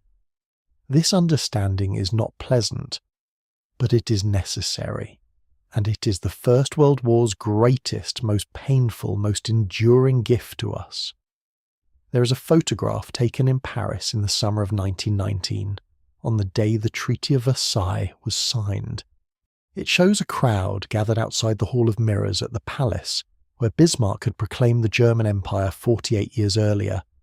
A crowd of dignitaries and diplomats and press photographers and ordinary Parisians who'd come to watch history being made. Their faces in the photograph are difficult to read. Some of them look satisfied, some of them look exhausted. A few look, if you study them long enough, like people who already sense that what they have done is not enough. They were right to sense it. The peace of 1919 was not a peace that lasted. The world that emerged from the wreckage of the First World War was already, in many of its most dangerous features, a world that was preparing for the Second. The unresolved grievances of Germany, the economic instability of a continent that had borrowed and spent and broken itself in 4 years of total war, the disappointed hopes of the colonized peoples who had been promised self-determination and received instead a continuation of imperial control, the psychological scarring of a generation of men who had survived the trenches but had never found their way back from them, the ideological polarization between communism and fascism that gave the 1930s its particular savagery. All of this was the legacy of the First World War. But it was not the whole of the legacy. The old world had been destroyed. The world of empires and emperors and the slow, hierarchical social structures of the 19th century. In its ruins, something new was being built, though what exactly it would be was not yet clear.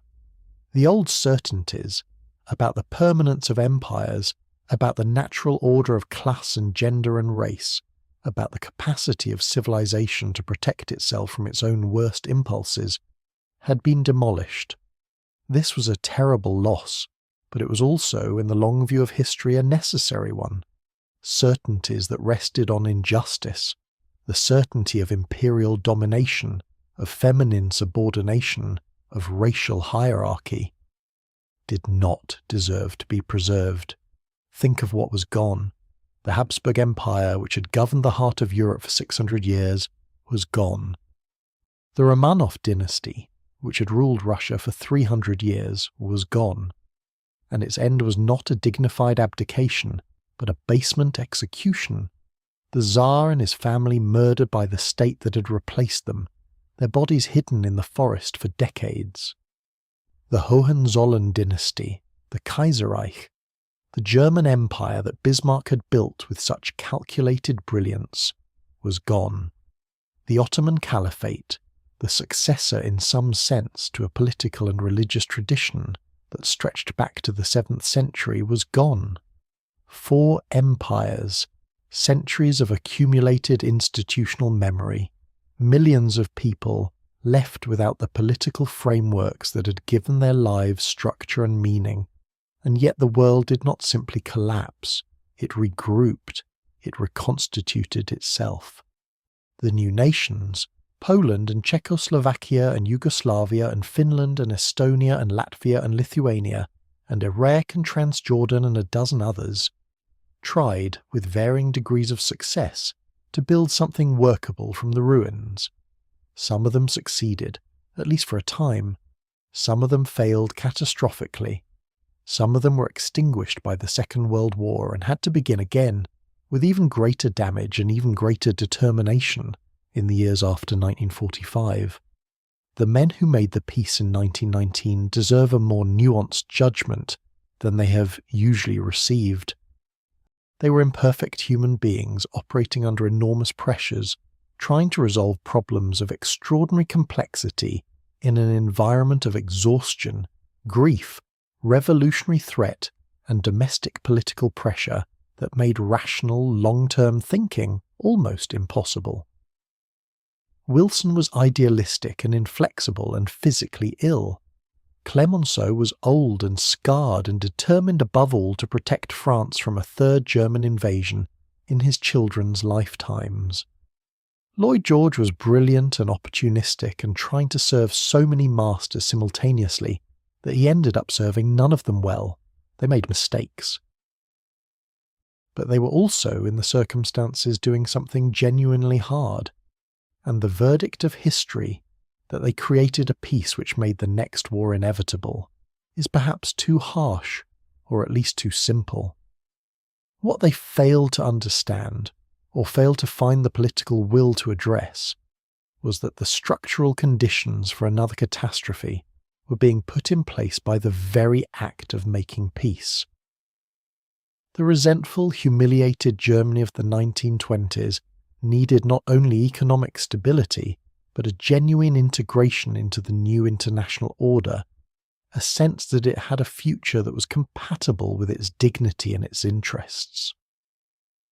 The Dawes Plan of 1924 and the Locarno Treaties of 1925 moved in this direction, and in the brief fragile window of the late 1920s, there were genuine reasons to hope that the post-war settlement might stabilise. The Great Depression of 1929 destroyed those hopes with the remorselessness of a force of nature, and the rest followed with a terrible inevitability that was not quite inevitable, that required the active choices of real human beings to bring about, choices that might have been made differently, but that, given the conditions, was perhaps the most probable outcome. The men who sat in the trenches and wrote their letters home, who described with quiet precision and sometimes with dark humour what they were experiencing, understood something that the statesmen and generals above them often did not, that the world they had been fighting for, the world of great powers and colonial prestige and national glory, was not worth the price being asked for it, that something had gone fundamentally wrong, that the machinery of civilization had been set in motion for purposes that could not be justified by any appeal to honour or duty or national interest, and that the only honest response was to say so. Wilfred Owen, writing in the dugouts and hospitals of 1917 and 1918, was trying to tell that truth to a public that did not yet fully want to hear it. He dedicated his fragmentary war poems to the idea that the poetry was in the pity, meaning that the moral content of his work was not in its patriotism or its heroism, but in its capacity to make the reader feel the reality of what was happening, to make the abstract death toll into something real, something human, something that could not be ignored. He didn't succeed in his lifetime. He died too young, too close to the war, in a time when the truth was still too raw. But his work, and the work of the other war poets, and the memoirs and novels and paintings and sculptures of the post-war generation, eventually did their work. They made the First World War impossible to romanticize. That is perhaps the most lasting cultural legacy of the war, the immunization of the Western literary and artistic tradition against the romantic glorification of war. Not a perfect immunity. War has continued, as the 20th century so abundantly demonstrated, to be romanticized by those who need it to be. But a genuine shift in the default register of educated Western culture, which has, since 1918, tended to view war with suspicion, with awareness of its costs, with a basic skepticism toward the rhetoric of glory and sacrifice. This skepticism has not prevented wars, but it has perhaps made them harder to start. The great irony of the First World War is that the civilization that created it was, in so many other ways, the most advanced that humanity had produced. Its science and its art and its philosophy and its medicine and its technology were genuinely extraordinary. The people who lived in it, the people of 1914, were not, on average, worse than us. They were people of intelligence and feeling and moral seriousness, people who wanted their children to be safe and their lives to be meaningful, and their world to be better than the one they had inherited. They walked into the abyss not because they were foolish or evil, but because the systems they had built and the decisions they made and the chains of cause and effect they had set in motion could not be stopped. We are not so different from them. We too live in an interconnected world of great powers and competing interests and ancient grievances and new technologies whose consequences we cannot fully predict. We too have built systems, economic systems, military systems, political systems, whose internal logic can, under certain conditions, override the wishes of the individuals who operate them. We too face the possibility, if we're not careful and lucky, of setting in motion chains of cause and effect that cannot be stopped. The world that was destroyed in 1914, the world of glittering empires and confident civilizations and the long golden summer before the storm, cannot be recovered. It is gone absolutely and forever. The kings and courts and gaslit boulevards and grand manoeuvres on summer parade grounds are as remote from us now as the world of ancient Rome, separated from us not only by a century of time but by the unbridgeable gulf of the catastrophe itself. But the people of that world were not so remote from us. They were people who loved their families and feared death, and hoped for a better future, and made terrible mistakes, and sometimes showed extraordinary courage, and sometimes showed extraordinary cowardice, exactly as people do in every era. They were people who, in the vast majority, did not want the catastrophe that came upon them and could not understand, as it unfolded, how it had happened. They were people who deserved better than what history gave them. The young men of the trenches, the 19-year-old farm boys from Shropshire and Saxony and Normandy and Andalusia, the university students from Vienna and Cambridge and the Sorbonne, the fishermen from Brittany and the miners from the Ruhr and the tea pickers from Assam, they did not choose this. They were chosen by it. They were the material on which history exercised its terrible impersonal logic, the fuel that was consumed to power a transformation of the world that none of them had designed or intended or wanted. And yet out of that terrible consumption, something emerged. Not easily, not quickly, not in any simple or triumphant way. But the world that came after the First World War, the world of international institutions and universal human rights, and the gradual, painful, still incomplete dismantling of imperial domination, was in some sense built from the lesson of what the old world had done to itself. The old world had to be destroyed before a new one could be imagined. That is a brutal truth, and it brings no comfort to the dead. But it is a truth, and perhaps the most important truth that the First World War has to teach us. Consider what the post-war world eventually, over decades, built from the wreckage. The United Nations, for all its inefficiencies and its compromises and its failures, exist because of the lesson of 2 world wars, and represents a genuine attempt to institutionalize the principle that states have obligations to each other and to their own citizens that override the absolute claims of national sovereignty. The Universal Declaration of Human Rights, adopted in 1948, is a document shaped directly by the catastrophes of the first half of the 20th century, by the genocide and the total war and the totalitarianism that the First World War had ultimately unleashed. The European Union, the most ambitious attempt in history to eliminate war between its members through economic and political integration, was built by men and women who had lived through 2 world wars and were determined that their children and grandchildren would not have to experience a third. These institutions are imperfect. They are regularly threatened by the same forces: nationalism, populism, the contempt for international norms that destroyed the old world in 1914. They require maintenance and defence, and the constant reaffirmation of the values they embody. They cannot be taken for granted. The generation that built them understood this, because they had learned it the hard way. It is the task of every subsequent generation to relearn it, and to act on what they have learned. The gaslit streets of Vienna are dark now. The great imperial courts are empty. The bands that played on the parade grounds of 1914 have long fallen silent. The empires that covered the map in pink and gold and imperial blue have dissolved into the modern world of nation-states and international organizations, and the slow, grinding, imperfect work of building something better. But in the cemeteries of Belgium and France and Gallipoli and Mesopotamia and East Africa and everywhere else that the First World War was fought, the headstones still stand.